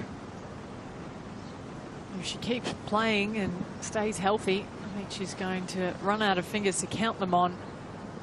Such is the talent of Inbee Park. And that's her motivation at the moment as well, because she's achieved nearly everything. So major championships now become her goal. Michelle. Side door, but okay. I always found it strange that Michelle used a line on her golf ball, given that she's such a non-linear personality. She certainly thinks in curved lines, as you can tell from the way that she strikes the ball and the way she sets up for different shot-making types, but obviously worked for her there. She's a very artistic young lady as well, likes her art, can be somewhat dark art at times. Not the Harry Potter kind, though. No.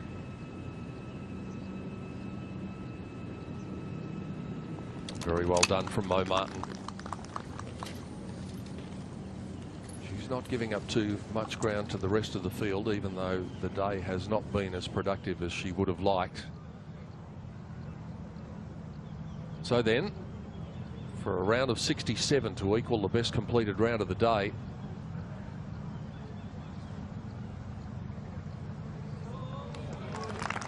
Suzanne Pedersen. Well, you'd never know that that was a good round with the expression that she's had on her face for the last half hour or so. It'll be interesting to have a chat to her and see what she thinks of that round.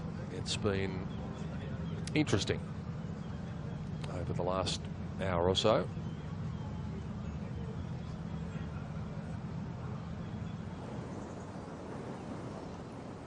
Not happy. Brooke Henderson, after a glorious tee shot here on 15.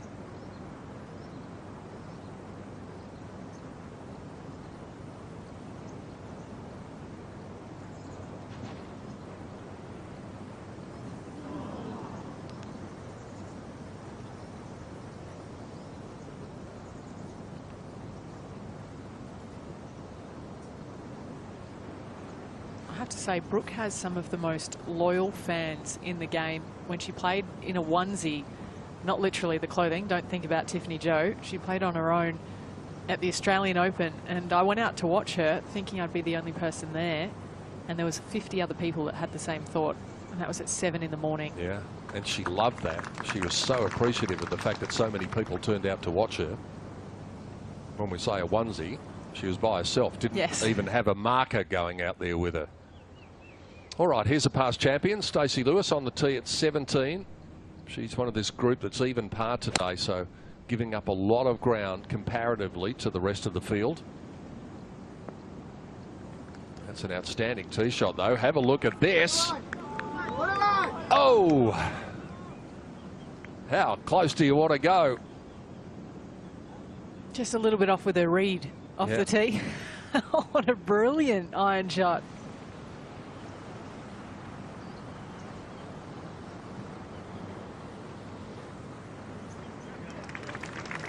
Sneaking in the left side. One past champion, almost giving us the moment of round 2. Stacey Lewis coming within millimetres or fractions of inches, if you like, of an ace at the 17th. Another past champion, Inbee Park, at the top of the leaderboard, along with the past US Open champion in Michelle Wie. Suzanne Pedersen, 5 under par round of 67. Finished with steam coming out of her ears, but she's still within 1 shot of the lead in the second round in Singapore.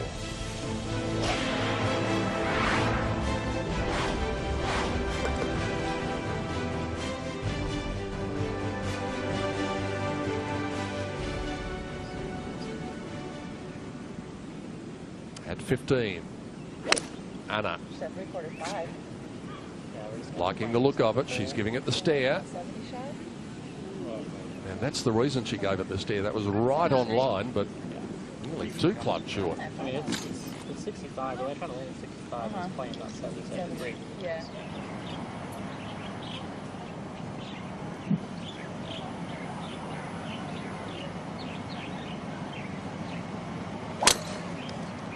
Got a nice tail breeze behind them. Want to bring this down the right-hand side. That's exactly where Inbee's coming. It's a good drive. Great look at her golf swing there as well. Inbee, one of the 2 former world #1s that we see that didn't actually look at the golf ball at impact. Annika Sorensen, another trait of hers, she had too.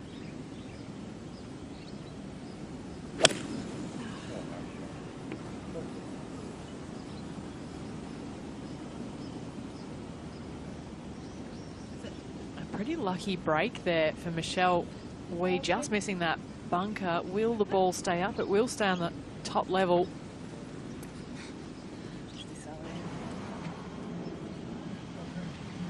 Darkening skies at 16. Again, try and keep it down this right centre. Give yourself a good angle in, and that's going to be a nice drive-by area as well. A lot further down than Inbee's. And all that without a driver in the bag. Oh, to be able to hit that golf ball those sort of distances. Boy, she's a talent. Been a funny old day here today. A couple of very heavy showers and the prospect of some more by the look of those dark clouds.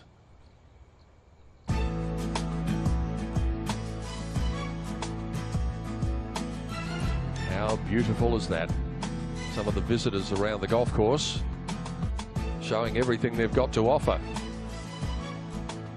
It's like a fashion parade out there. Turn one way, then the other. And the golf has been pretty good too.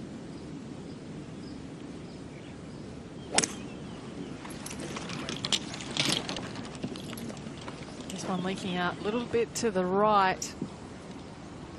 And 2 wrong clubs perhaps in that group on 15. On our way to the golf course today, we saw a peacock in one of the mirrors on the drive in, and Mo said she's seen it there every day, so it was a very, very vain peacock, that one. Here is the prodigiously talented Sung Hyun Park for birdie at the 17th. And she's making a late charge after a birdie at 16, a birdie at 17. We talked about the difficulty of that stretch between 10 and 15. Now she's gone through that stretch at 1 under. So that's effectively making up ground of the field. And then you've got the last 3 holes where you can really drill home the advantage. And that's what Sung Hyun Park is doing.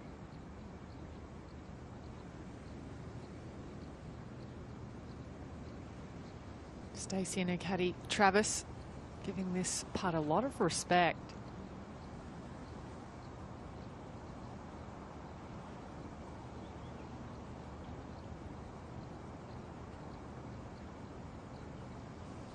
After nearly holing out from the tee, she'll have a birdie chance to get back into red figures for the day.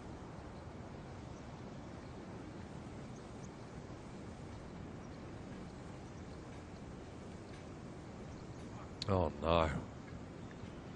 Well, you could tell that they were never comfortable. You said, Ali, that they were playing it a lot of respect for a putt of that length, and it worried her.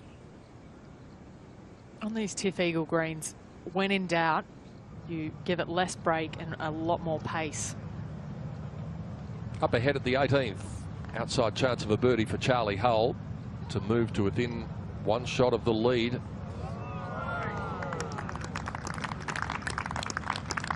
This young English woman, part of this class of young players coming up through the ranks. She's so entertaining to watch.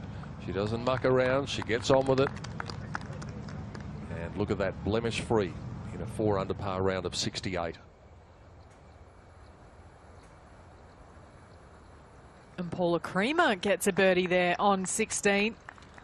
Back-to-back birdies. Starting to make her charge back up that leaderboard.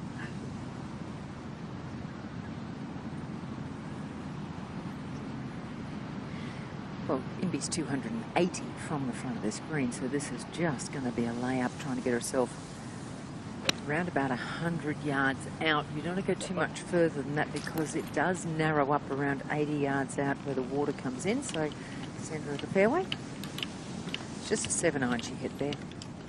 We get to see Inby in skirts a bit more than we used to. I remember she played at the Swinging Skirts a couple of years ago before it became an LPGA event, and she was asked whether she would have a swinging skirt, and she said, no, it's not my go. But now it's changed. Minjee Lee.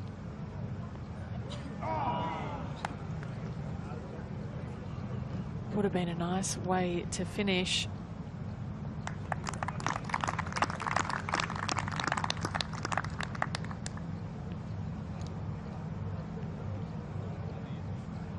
Nothing much happening for Minjee Lee, 71.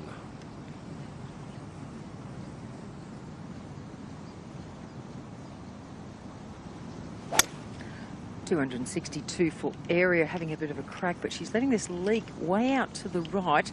Pins way over on the left. It looks like it'll be fine, but and plenty of green to work with.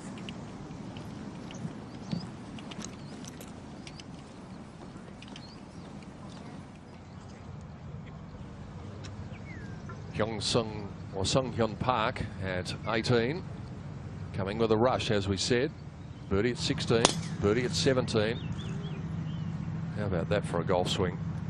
It's a bit of a throwback to the old days. It's just classical. This is going to be very interesting to hear from Suzanne Pedersen. She's come up with the equal best completed round of the day, a 67. Let's find out her impressions now. She's with Kate Burton. Suzanne, overall, it was a very good round, a round of 67, but irritating coming down the closing stretch. For sure. There's some good holes kind of finishing it off, and a couple of lousy bogeys to drop a couple of shots, but hopefully within reach for the weekend. And my game is really good. Giving myself a lot of looks. A lot more putts dropped today than yesterday, so I think I figured out a few things after the round yesterday, so I guess the experience is paying off. You certainly got a great deal of experience, a 15-time winner. And what have you learned? What's clicked between rounds 1 and 2? You know, it's always small adjustments. Last week we played really fast undulated greens, messed up my setup a little bit. Kind of adjusted that yesterday and felt I could start the ball much better on line today. So just got to keep hitting a lot of greens out here, because if you kind of get the putter rolling, you can make a few birdies out here. First, second event of 2017. You got married in the off-season. Congratulations. Sure did. Thank you. Yeah, enjoying married life. I see Christian is out here with you, and you're both very sporty people. Do you ski with him? No, so far we golf for the most part, but I guess it's a part of the deal that once we're done, I think it's going to be a lot more winter sports on us. But it was a fantastic wedding. It was all we could ask for. Good friends, family was all there. So Yeah, I guess it's same life, different day. Well, it's wonderful to have him out here following you, and you playing so well. Are you going to be taking Duncan out for dinner tonight, your caddy? Yeah, we're such good mates, so the good times we spend on the golf course, we're going to equally spend around the dinner table. No, I mean, I might be a tough one to work for, but I expect perfection, and kind of I expect the best from him as well. And I was a little bit lousy on 17 from him and from me. I think I was actually would have been better off hitting first instead of last, having not seen what the other ones did and kind of just stuck to my own game plan. But 2 more days, so we'll make up for it. Well, 2 more days, and at the moment you are 1 off the pace, so you've got to be feeling really good going into the weekend. Yeah, sure, feels a lot better looking at that than kind of. I mean, out here you should shoot 5-6 under if your game is on spot.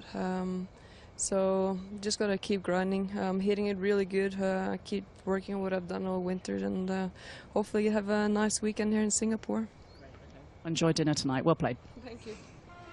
A very honest appraisal from the 15-time winner and the dual major champion Suzann Pettersen. Let's have a look at her day. And things got going early. A couple of pars to begin with, and then she had a long-range putt at the 3rd. And when you can start holding these early in the round, you get that confidence in the flat stick. And that's exactly what she got there at 3. And why wouldn't you try and set up back-to-back birdies in the start of your round? This on the 4th, 153 yards to the pin. And that one, 153 and change. That would set up birdie number 2 of the day. She made a par at the 5th, which is a hole where she probably would have been expecting to make birdie. A lot of people were, and a few were making eagle, but then she came to 6, rolled in another one, and Suzann 3 under par for the day at this stage. She picked up another birdie on the 8th hole, turned in 32, 4 under par. This was on 11. Her second shot, and her irons were pristine, using the slope to perfection. And she'd go on to hold that for birdie as well. Difficult driving hole, the 12th. She put her tee shot into excellent position here, playing to a pin that is up in the back left-hand corner at 12, and using the undulations of this green perfectly to nestle it down for another birdie, and that was 2 on the bounce. We know how good she is on the par 5. Suzann Pettersen, this one for birdie on 13 for 3 in a row, and walked it in. That was her last birdie of the day, en route to a fabulous round of 67.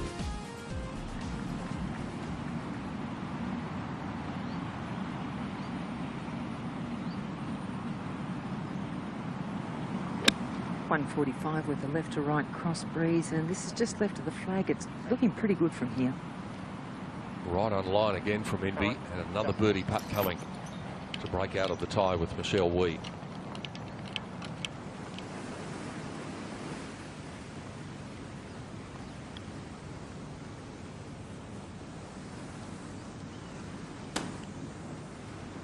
Long range. Boy, that's a tough green, that 15th. You feel as though you're going to put your tee shot or your first putt close to the hole, and you finish up 8 or 10 feet away from where you think you're going to be. Not dissimilar to this hole on 17.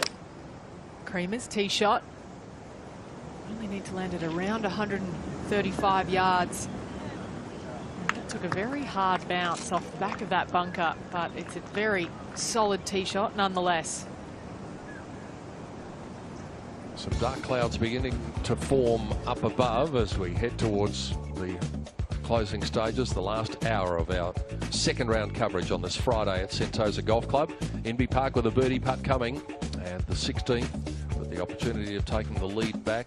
She's been battling with Michelle Wee for a lot of the day. Suzann, not so happy towards the end, but overall very happy with a 5 under par round of 67. Hannah Jang also shooting a 67 today. Se Young Kim shot 67.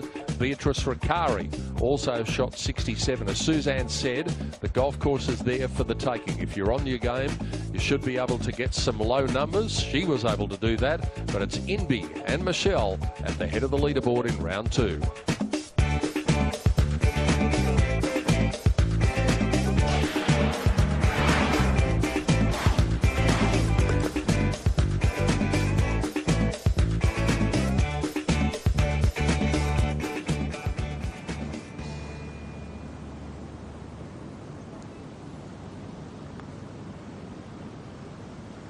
Uphill into the green for Michelle Wee. Certainly gave that a very good chance of going in.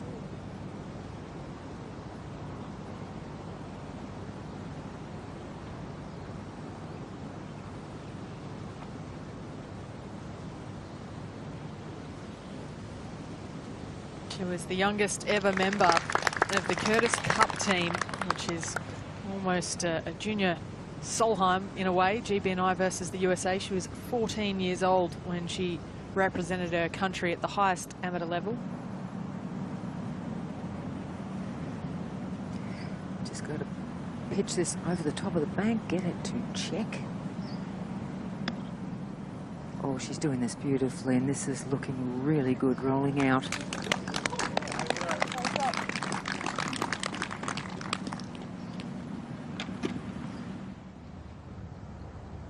Meantime, Anna Nordqvist for her par after coming up very short at 15. Ooh, just needed one more roll.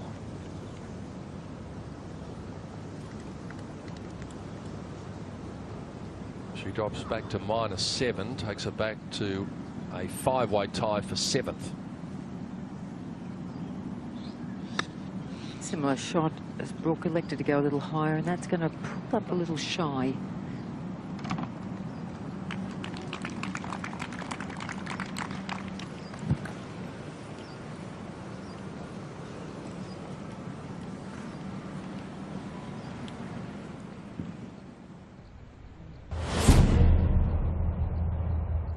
Sometimes in life, there are moments where you have to ask yourself, did that really happen? You've just seen it, but it's almost impossible to believe it's taken place. Well, golf's had a few of those over the years, and one of them came in the 2014 HSBC Women's Champions. The putt that will never be forgotten. At the end of 72 holes around the Serapong course at Sentosa, America's Paula Creamer and Azahara Munoz of Spain could not be separated, one shot clear of past champion Kari Webb. On the second playoff hole, Atha had played a great third into the par 5 18th and was staring at a birdie and a possible win. Paula had elected to go for the green in 2, but left herself in a position where 3 putts were not out of the question, 75 agonising feet from the hole. This is not about holding the putt. It's a bonus if it goes in. It's almost a miracle. What happened next was a moment that will be talked about forever. Pick up speed from here.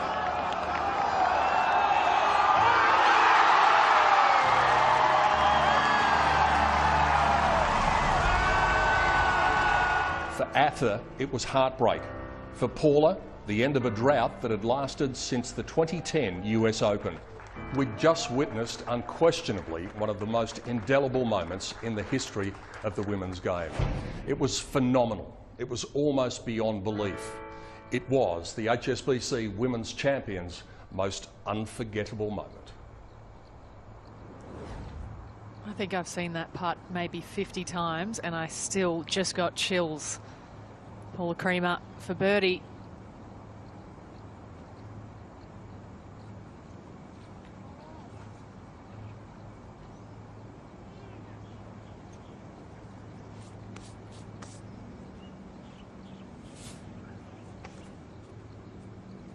I think I might be able to beat you, Ali. I think I've seen it about 200 times, and the same thing happens to me every time. Incredible. Just a remarkable moment in the history of the women's game. Mo Martin for par.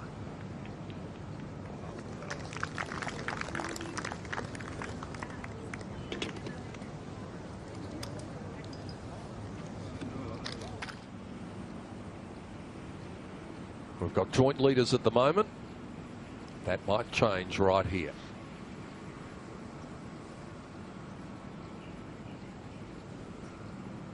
That's not like Inby from that distance.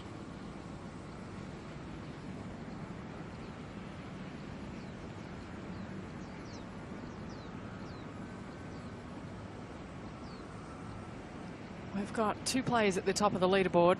One that hasn't been playing that much in the last 6 months, and then the other that hasn't been in that position. Speaking of which, you got to be back here. Here? Yeah. Okay. Yeah, you're good there. Just move that bag. Hold on. Okay. Matthew, just don't touch it until I say it's all right. All right. Dan Maselli down there Just in case it bounces. to adjudicate. Just a moment ago, this was Michelle's tee shot at 16.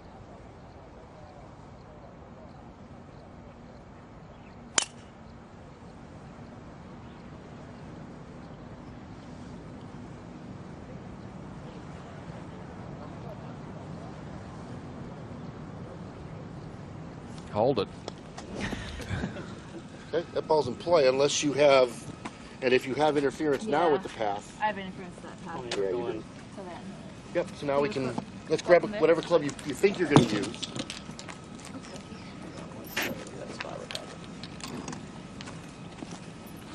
And if the ball were here, Yeah. you good? Like right there? Yep. Yeah. Club length again. And let me know if I'm close or good. Just towards your right foot. Right here? Yeah. It's always a challenge for me being on the other side and right and left. Yeah, you can pick it up.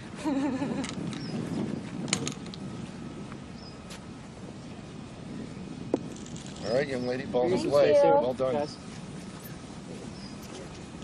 Like that Taiwan, yeah. what a delight the rules officials are out on the LPGA. You never doubt that they're trying to give you the best chance possible of playing within the rules, but also keeping an eye out for you and barracking for you as well. It really is a testament to the staff here on tour. And if you want to see some more of Dan Maselli's work, you can join us for our pre-show live at HSBC Women's Champions. Area just missing a putt that she would have expected to get for birdie, and she won't be thrilled with that result.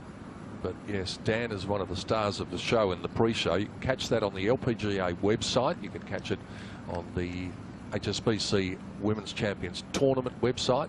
You can also catch it through Fox Sports in Asia.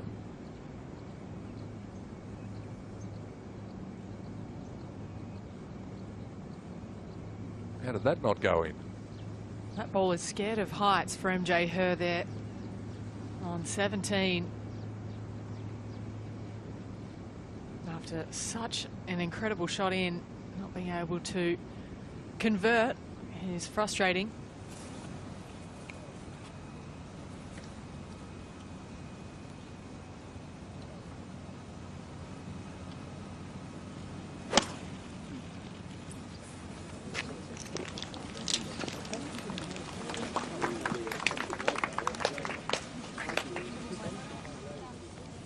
It looks like a pretty pedestrian layup, but from where the girls are hitting, that narrow on 16 is actually quite intimidating, so you really do need to keep your wits about you.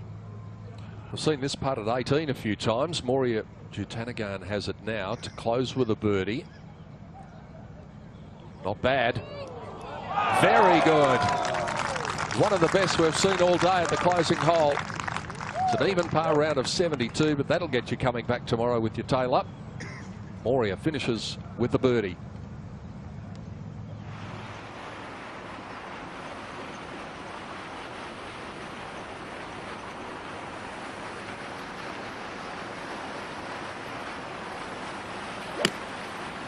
Decent little left to right cross breeze here, 8-iron for Brooke, and it's a pretty good looking shot. Won't be too far away. It's got to stop though.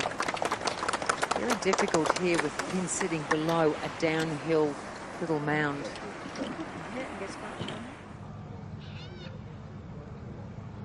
Sung Hyung Park for her birdie from off the green.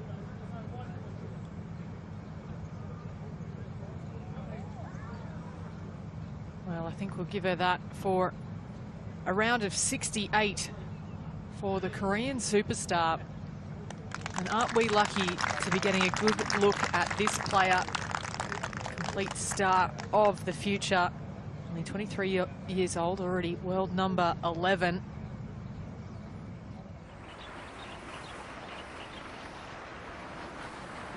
From one park to another. Also an 8-iron for NB, and this is on a better line. This is not too far away at all. Looks good. Again, though, as you said, Sandy, difficult to hold it up at the pin. Yeah, that looks so good from the tee. To finish in style, Stacey Lewis.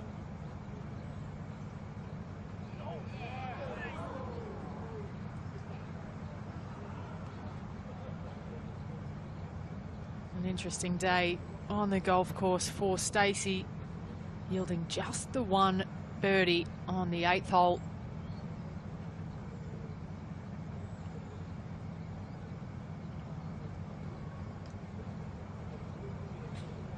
And it's going to be a round of 1 over par, 73 for Stacey. And that is the highest score anywhere within the top 30 players currently on the golf course. Third at 16 for Mo Martin. Just 3 paces from the left. Round about there. That's a beauty. And Mighty Mo with the chance of picking up a birdie to take her to 2 under par for the day. Area's watched her playing partners hit good shots that just have not held. She's gone further left, just sneaking over the bunker, and that'll feed down a little bit. That's okay. 3 putts of round about the same distance for birdie coming at 17. Let's wind back the clock and recap what has been going on in a stretch of the golf course that's proven difficult for a lot of players. Here are some of the moments that mattered. Third shot for Brooke Henderson at 13. And the Canadian, the young Canadian, able to get it up to within birdie range, and she would go on to make that for birdie. We knew the world number 1 was lurking. Would today be the day she rose to the top for a round of 68 for Lydia Ko? This on the 18th, giving the crowd something to cheer about. Mo Martin had an excellent Thursday, and Friday hasn't been too bad either. Wonderful approach at the par 5 13th, rolling that one in for a birdie to get it to -6. 14, proving to be one of the hardest holes on the golf course today. But not so much for this player. Inbee Park judging that one to perfection and would go on to birdie. It's the last birdie she's had till this point. Michelle Wee set the standard they all had to chase on Thursday with that 6 under par round of 66, and to get up to the top of the leaderboard again. She had this for birdie at 13. And the 2014 US Open champion at the head of the field again. Paula Cream has plenty of good memories here in Singapore. This from off the green on 15. Choosing to putt for birdie number 4 of her round. Birdies were very rare at the 14th hole. It's been one of the hardest 4 holes on the golf course today. Try telling that to Anna Nordqvist. A lot of people struggling to get it all the way back there. The Swede didn't have any difficulties. She put it up to birdie range and completed the birdie. How about this on 17 from Sung Kyung Park? Her day included a double bogey, a bogey, and this for her 7th birdie of the round. On track to a round of 68. That brings you up to date with what's been going on here at Sentosa Golf Club over the last hour or so, and this is what the leaderboard looks like. It's Inbee Park now joined by Aria Jutanagan and Michelle Wee at 9 under par. So Aria has been able to hold that birdie putt at the 17th. Suzanne Pedersen, a bit of a shake at the finish, but otherwise a very good day at 8 under, along with Sung Hyun Park and MJ Her. Inbee Park Back to tournament golf. The Olympic champion is here in a hot field in Singapore.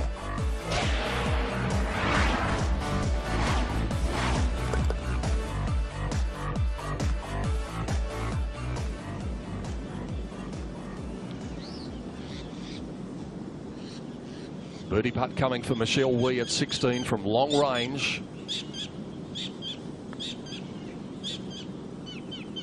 Had to give that a wrap. And very good from that range.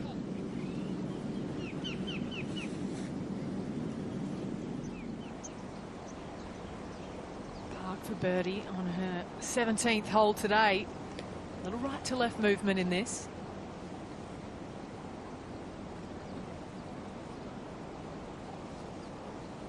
Not as much as she thought. MB's sister Ina, who played golf at the University of Southern California, is out watching this week.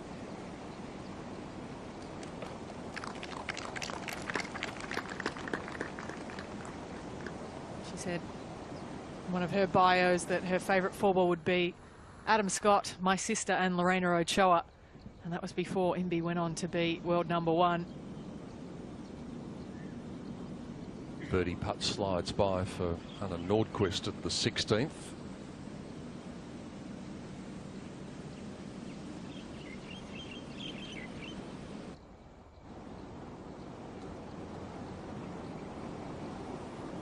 For back-to-back birdies. Not to beat for Brooke Henderson. Currently one under the card for her round today. She's never really got firing, never got the momentum that we know that she needs to go low, especially with that club in her hand right now. That putter needs to get smoking hot for her to be in the mix.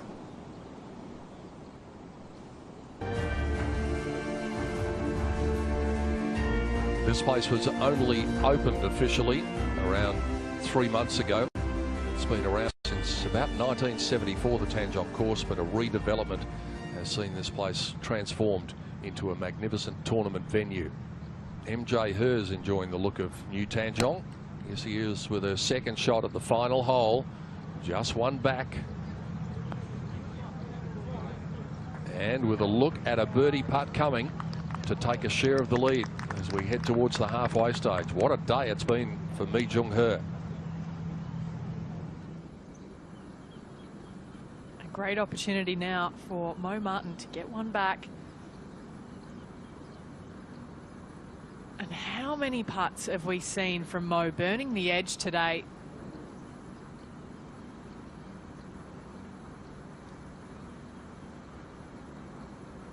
Just not having that much luck on the greens, which is usually a strength of hers. Now this was just a few moments ago. Ariya Jutanugarn looking at a 2 at the 17th. And straight in the hole. So that has promoted the young star from Thailand up into a three-way tie for the lead now with Inbee Park and Michelle Wee. How's that for a trio of leaders?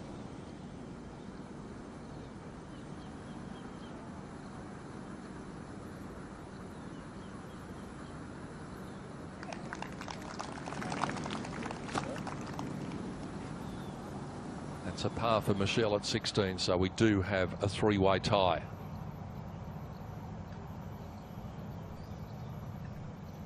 Pin high left on 18 is Paula Creamer, playing this one very nicely. Oh, she loves the 18th hole at this event, doesn't she? Talk about rising to the occasion, Paula Creamer. And that is going to set up a par putt for a round of 70. And the sponsors' invitations this week are doing quite nicely. Michelle Wee and Paula Creamer. They've done quite nicely in the promotion of the event too. The opener to our coverage featuring Paula and Michelle both looking spectacular in this glamorous and exciting week in Singapore. Here's another fine athlete, Anna Nordqvist, tapping in for her par at 16 to remain at -7, so she's 2 back and she is tied 7th. Nice little tail breeze behind these players. Aria's got that starting beautifully down the centre, just starting to come back towards the left-hand side, and it will make the fairway. It'll be in great shape.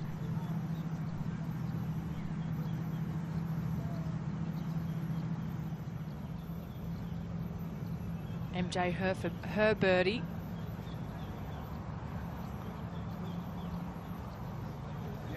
Hello. And now we find ourselves with 4 players at the top of the leaderboard. MJ Her with a 67, blemish-free. Oh, she's just sneaking up there, isn't she? Lots of 67s out there today. Shelween needs to finish birdie for a 67.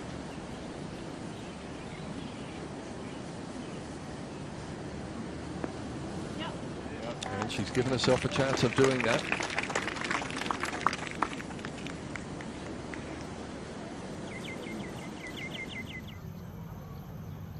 Ryan O'Toole just trying to save her par on 18.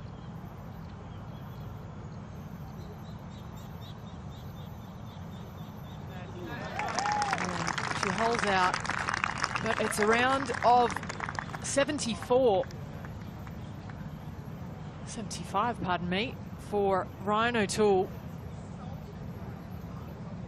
And not a red figure amongst them. No wonder MJ is smiling. Not such a smile from Ryan as you would expect. 144 yards today at 17. Hard for the players to hold it before the flag.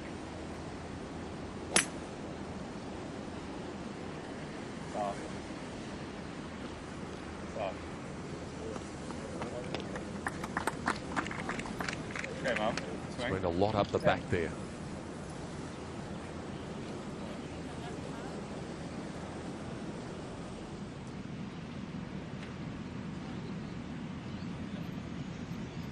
These players might be getting in just in time by the look of that. Tail breeze 166. She's going with 8-iron, just starting it right, drawing it in. Looks nice shot. This will chase on down the bowl. Outstanding approach from Inbee Park. We've got 4 leaders at the moment. She can break out of that tie with that putt. That putt is for a round of 67. Isn't everybody shooting 67 today? There's been a few. Why wait till Saturday? Do it today on Friday. And this is going long left for Anna Nordqvist. And presumably ended up in that bunker. It's a popular spot with the whole location today on 17.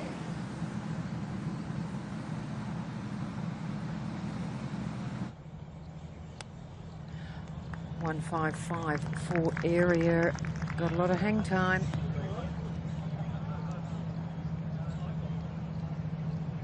And that's been a popular spot too. That was a moment ago. Now Brooke. Brooks at 146.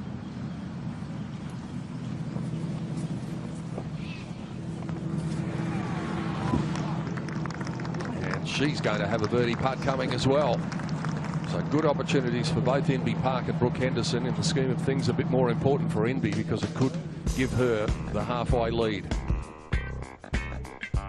67 has been the order of the day from a few players today.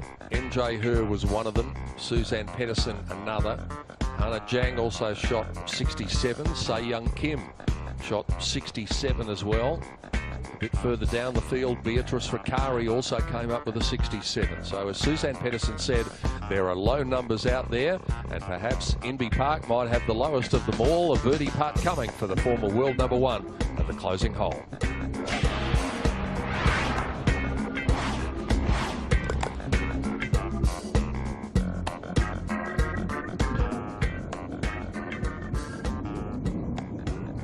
It's often the case that we can have a storm at this time of the afternoon in this beautiful part of the world.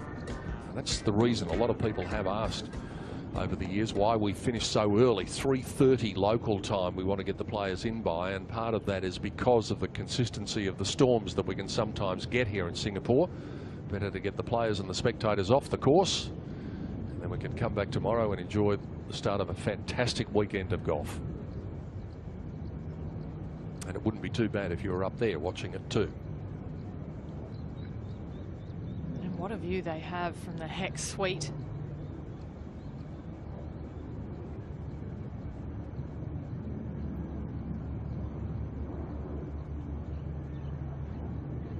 We talked about the potential for Inby Park to take the lead. Area can do that before her.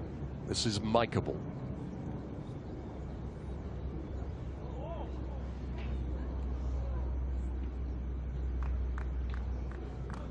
In all likelihood, a 68 for the 21-year-old from Thailand. She did end up in the bunker. Seems to have a reasonably flat lie. Usually very handy from the sand, but that one just getting away, rolling out downwind, downslope for Anna Nordqvist.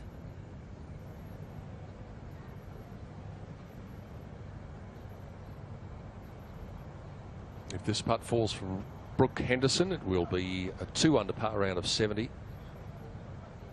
for this exceptional young talent.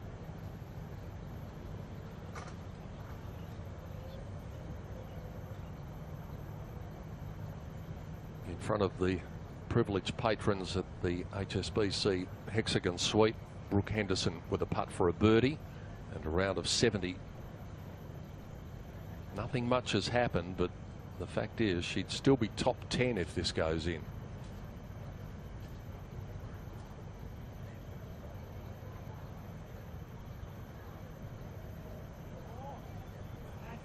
Very nicely done. And she's got to be thinking, well, it wasn't a great Friday, but here I am. At the moment, I'm only 2 shots off the lead. Sister Brittany's happy. They're always happy, those two. They spend their lives just giggling and enjoying each other's company on and off the golf course. Yeah, they really are best friends in every sense of the word.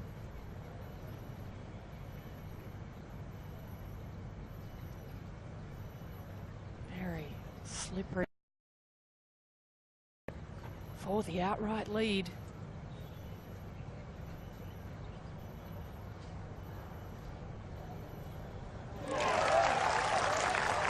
Inby Park is back, and how. And she may very well take the outright lead into the weekend. She has it at the moment. She adds to the list of those players with a 5 under par round of 67.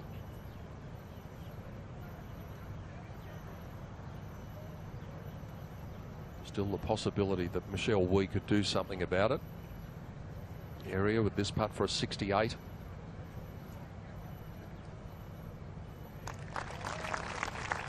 Boy, this is shaping up as some weekend when you look at the players at the top of the leaderboard. We talked at the start of our coverage yesterday, the start of the week, about the cream rising to the top in this event. It invariably does, and so it continues.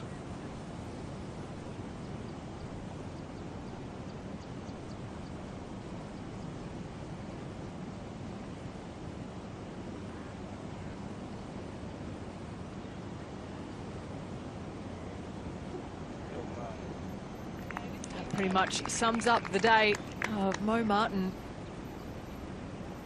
Close, but not close enough on the greens.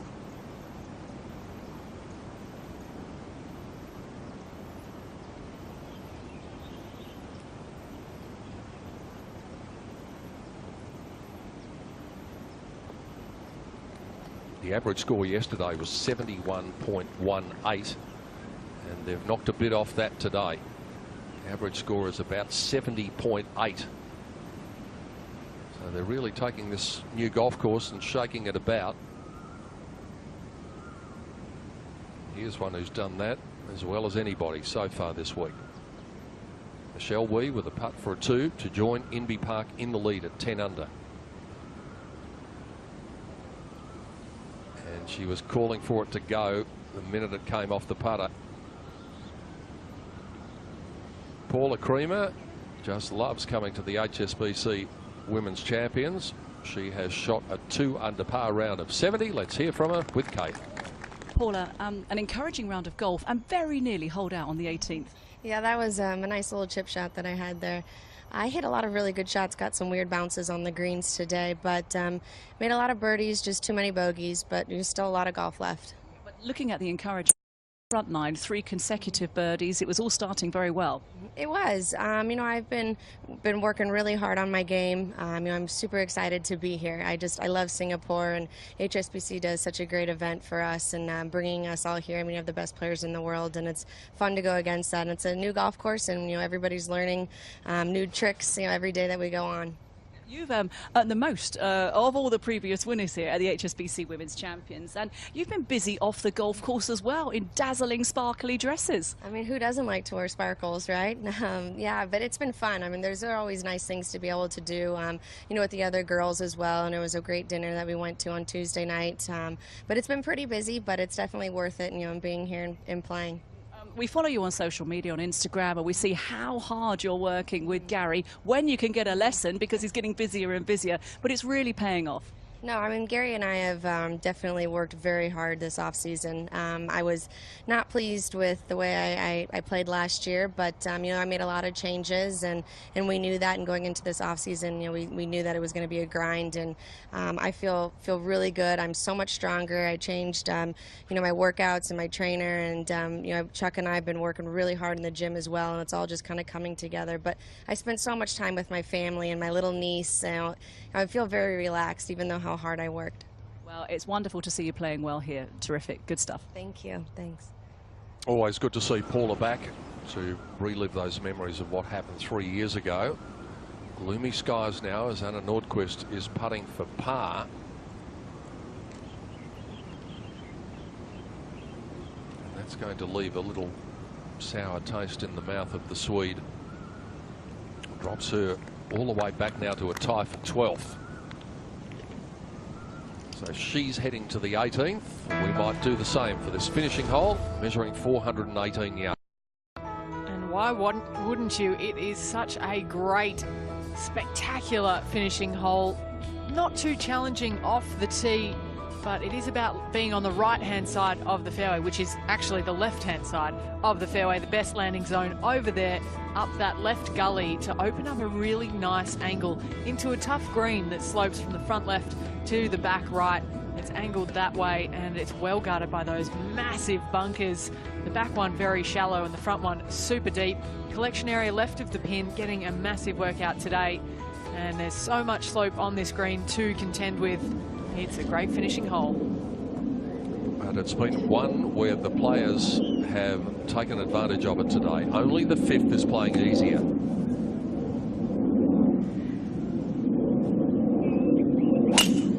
Wind is behind them, just moved around a little bit to the right. Now this is right. Over to the right-hand side. Probably on that side down there a little bit, but probably on that side. This one right on 16. Now another drive out to the right. Perhaps nerves coming to the surface for Michelle Wee. Have a little bet with you. I reckon this one will be in the fairway. Well, there's a 91% chance of that, isn't there? That's a very poor bet, Pete. That'd be absolutely odds on, that one. And well, there it is, right in the centre of the fairway. Always better to take an odds-on winner than a 100-to-1 loser, Sandy. Yeah, I know. I do fall for that every now and then. Yes.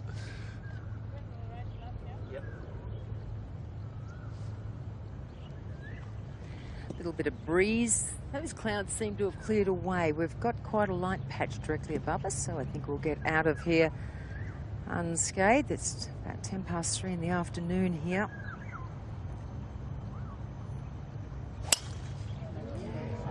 Contacts sound good. I'm a long way up the fairway. Crowd loves it. And there it is, just bounding down towards this left centre. Well, she got a hold of that one. That is long from Anna Nordqvist.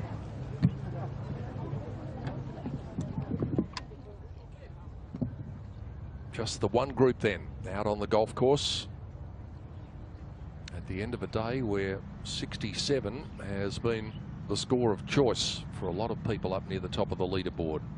Inbee Park, MJ Her,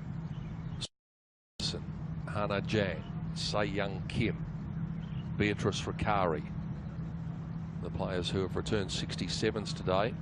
Good rounds from Lizette Salas and Miriam Lee as well. They shot 68 after not having the best of their Thursday, so good recoveries from them.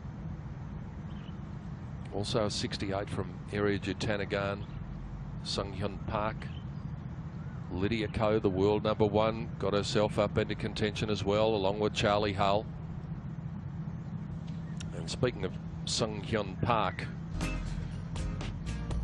what a presence she is already, playing officially in her first LPGA event, but she came close to winning a couple of major championships last year. She won 7 times on the Korean Tour. And here she is at the 4th. Start wasn't a good one. She made double at the 2nd, but like the good players do, she was able to negate that straight away. Made a birdie at 3 and then tapped that in for a birdie at 4. And she wasn't done yet. Also birdie at 5, this on the 6th. Beautiful fluid action. And one of the only players that can get backspin on these greens. That was 4 birdies on the trot for Sung Hyun Park.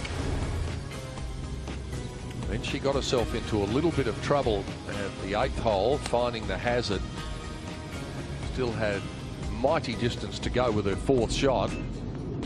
How about that for a recovery? And then she walked up and tapped that in and made a super par at the 8th. Made the turn in 35 despite all of the drama on the front 9. This was on 17. And that was her 3rd birdie on the back 9, en route to 33 and a total of 68 out there today. 66 has been the low round for the tournament so far. I get the feeling someone over the weekend is going to come out and rip it up, and it would not surprise me one little bit if it's Sung Hyun Park. She can shoot 68 on 2 consecutive days with that many bogeys on her card. Imagine what she'll do when she's saving par.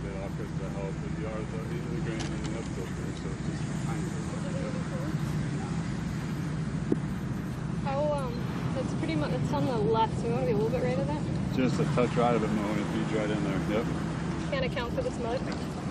I don't think it's enough to matter, no. Okay.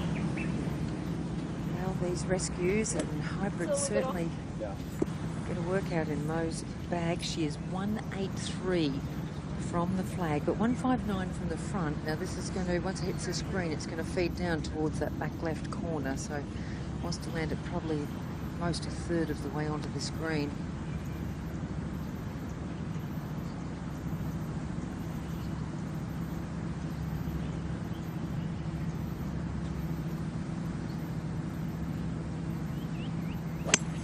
Not much of a breeze behind her at the moment. It's only gentle and just to the right of the flag. This could be really good. Oh, it's landed a little short and it's going to stop another yard or so, and that was really close.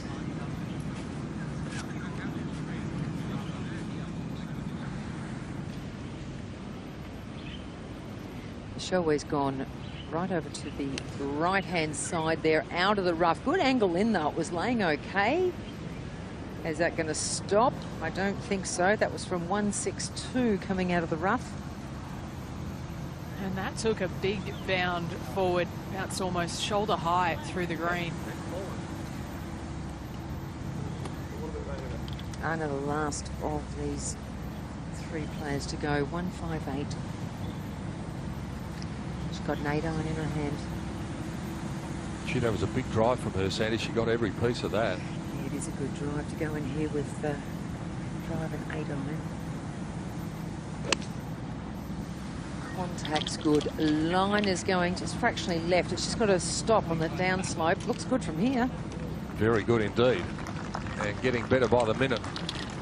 A birdie would be welcome on the way in for Anna, because she's had few bogeys on the back 9, bogeys at 12 and also at 15 and also at 17. So birdie to close would do her cause the world of good. Michelle Wee is going to have a difficult task to make par. She's got a long way through the back here at the 18th hole. Inby and MJ and Area are done for the day. Can Michelle Wee join the lead? It's unlikely, but we'll find out in a moment. The second round.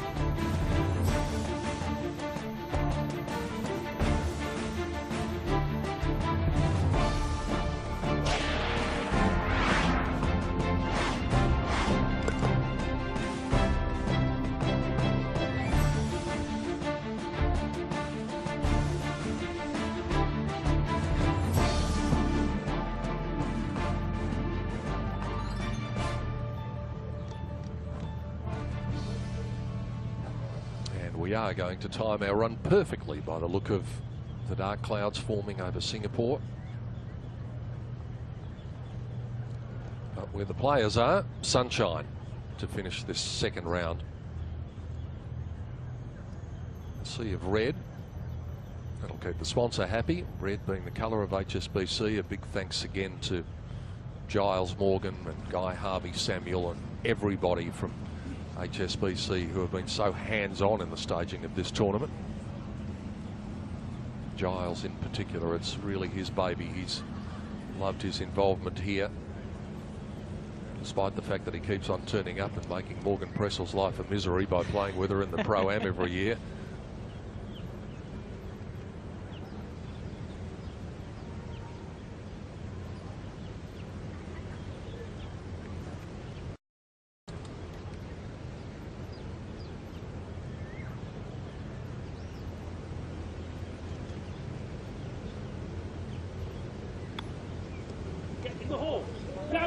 Run here for Michelle. Played very nicely.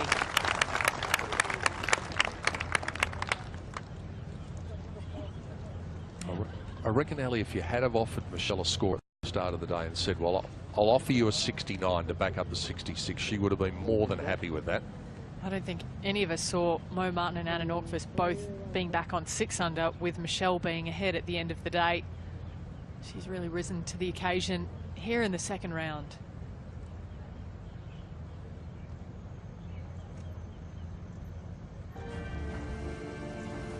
Michelle Wee has knocked her third shot up into almost certain par range at the final hole. Last group on the final green. Second round of the HSBC Women's Champions of 2017. It's been great to have your company for the first couple of days, and what a leaderboard it looks like shaking down to be as we head into the weekend. Some names that we expected to be up there, like Inby Park and Area Jutanagan. Some names that we didn't necessarily expect to be up there, like MJ Her and perhaps this young lady, Mo Martin, but she's played brilliantly so far. This putt is up and then over the ridge and down all the way from here. It's all about the pace. Gosh, she's done a good job of that. It's been a nearly day for Mo. But it's going to be a 71 nonetheless.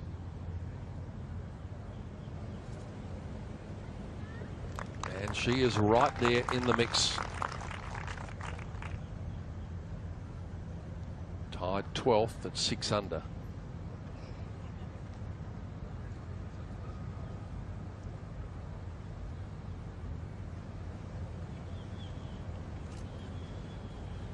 One of the people she's tied with is this player.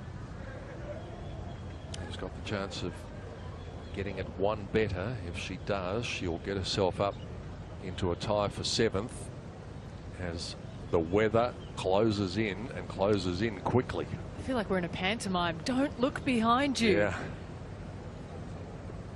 Thanks very much. I just did. You scared the daylights out of me.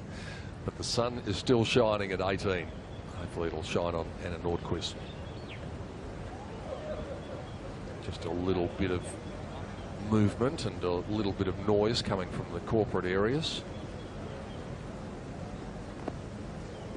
And that's one thing you will see from the players, that they back off and they will go through the entire routine again.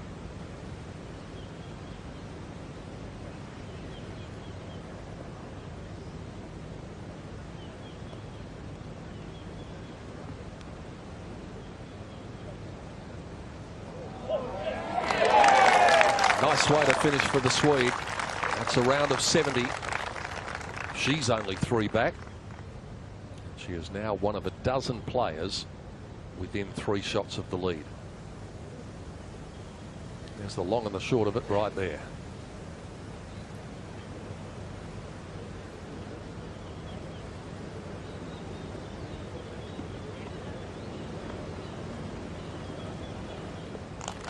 And Michelle Wee does back up on Friday after a great Thursday.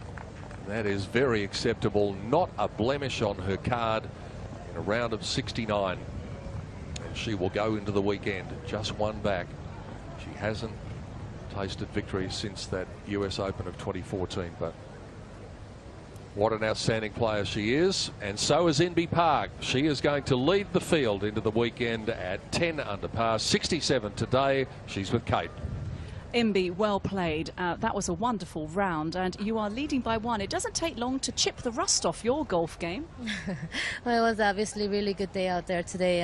Got off to a really hot start. I made, a lot of putts on the front 9, but a little bit of a disappointing back 9. Obviously, I'm a little unlucky on number 12. I hit a good drive, and I got a mud ball, and it was on the right side, so I knew it was going to go left, but I hit it, and then I didn't know it was going to go that far left. There must be more mud under that I didn't see, but I was able to maybe make a par bogey from there, but making a double was definitely a mistake. But I'm happy with the overall play today. I was able to convert a lot of putts into birdies, and I made more putts than yesterday. Obviously there was a mistake, but I'm gonna work on that a little bit more today, and so I can do a little better tomorrow and the day after. Have a 1-shot lead coming into the weekend, and you were thinking at the beginning of the week that 20 under was going to be the mark. Do you still think that now? Well, I think it'll be pretty close, but then obviously, with these greens, they can, tuck the pins around, and it can make it a lot more tougher. So, it really depends on the pin positions, but if, pin position be a little bit generous, it may be close to 20. If it's very tucked, I think it can be a little less. So, this wind's going to, play in the factor a little bit too. It just really depends, can't really, expect, a lot, when, we're playing golf. So, it's just, trying to play day by day and just see what happens. You've had a wonderful week here in Singapore. You've been to a few restaurants. You've had the chili crab. Have you been taking your husband, Kihap, and Ina, your sisters, here with you this week? Have they been coming out with you? Yeah, I have the whole family here this week, so I have been taking them out to great restaurants and great places. That's why we really enjoy Singapore, and I love playing here. So. You have finished just in time, because behind us there is an enormous cloud, and I think you can hail down one of those beautiful Jaguars, hop in the car and get back to the hotel. Yeah, it doesn't look really great outside. We finished in a good time, and hopefully weather holds up for the next 2 days so we can play some golf. It's been wonderful watching you. Well played. Thank you. Inbee has played in every staging of the HSBC Women's Champions, and it might be a good idea to get out of here because this thing is closing down on us. So why don't we look back before the rain starts to hit and what has happened over the past 5 hours or so here at Sentosa Golf Club. The moments that mattered. Here was one for Hannah Zhang. She had an up and down day yesterday, but when you get things rolling with an eagle at 5, the defending champion knew she was set for a good day, and it was a 67 for Hannah. After a birdie on the 3rd hole, Suzanne Pedersen stepped up to the mark on the 4th at 4 under par, but that wasn't for long. That a beautiful approach, and she'd go on to birdie. Nice confidence building start for Michelle Wee after her 66 yesterday. She made a birdie at the 2nd. Here's her approach at the 3rd. Again up to birdie range, again able to make the putt, and she was 2 under very quickly. MJ Herr was on fire on the front 9, bogey free till this point. This for birdie number 4 of the day. We just spoke to Inbee. She was pretty pleased with her outward 9, and why wouldn't you be? Birdies at 2, 3, 5, 6, and then this one at 9 for an outward 9 of 31. Ariya Jutanugarn turned 1 under the card, made a birdie on 10. This, her approach on 11. just a little bit right of the pin. But the ball had other plans, coming back down the slope beautifully, setting up yet another birdie for the Thai player. So the world number 2 doing it well. And look out, everybody. The world number 1 is starting to purr those engines. Lydia Ko to finish with a birdie. 4 under par round of 68 for Lydia. She's just 3 back heading into the weekend. The overnight leader held up to the pressure well on the front 9, turned in 2 under, this on the 13th.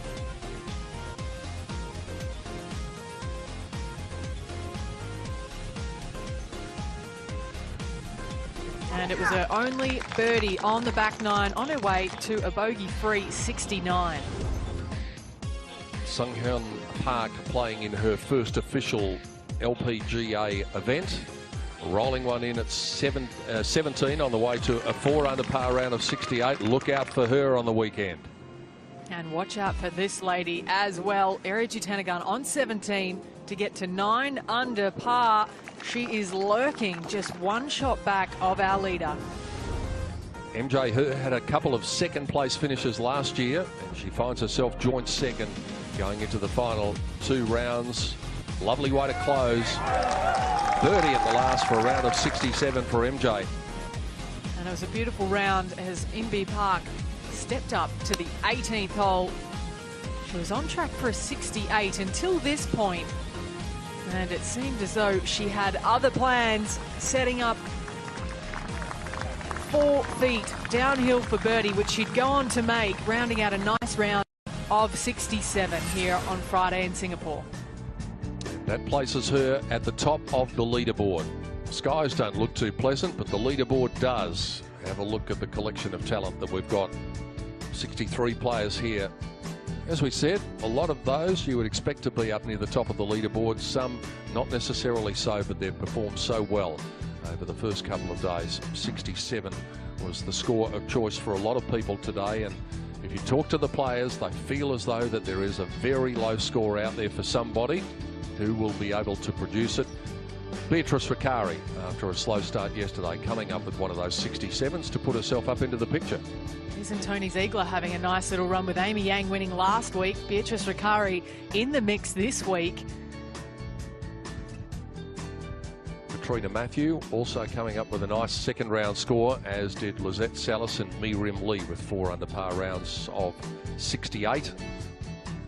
Tough day for Ryan O'Toole today with a 75. Lexi Thompson, even tougher, unexpectedly a 76 for Lexi. And a good fight back from Brittany Lang after a poor day yesterday. Yeah, it's very important just with this day too, with no cut, just to get yourself back in the mix as much as possible on this Friday here in Singapore. And Ali, I think the round for Michelle today has been very much a confidence boosting round, to be able to back up what she did yesterday. Well, we've seen several great shots today, but this was possibly the best of them. Our shot of the day from the world number 1, Lydia Ko. Second shot into the 5th hole. They'd moved the tee up at 5 today, so it became a potential eagle hole. Lydia nearly went better than that. Not far off the very rare albatross, or the double eagle if you like. The shot of the day amongst a whole lot of very good shots. Time to do a little dance at the end of the day. Area and Dan Maselli. That is lovely. Well, maybe they're just having a look at a little bit at our pre-show live at, and you'll be here for that tomorrow, Ali. I can't wait. You know, you get to do all the things that you wish you could in live at, and it's always so much fun. So many characters out here on the LPGA. So join us tomorrow for the preview show and also for our coverage. For now, Peter Donegan on behalf of our team saying goodbye from the Tanjong course at Sentosa Golf Club in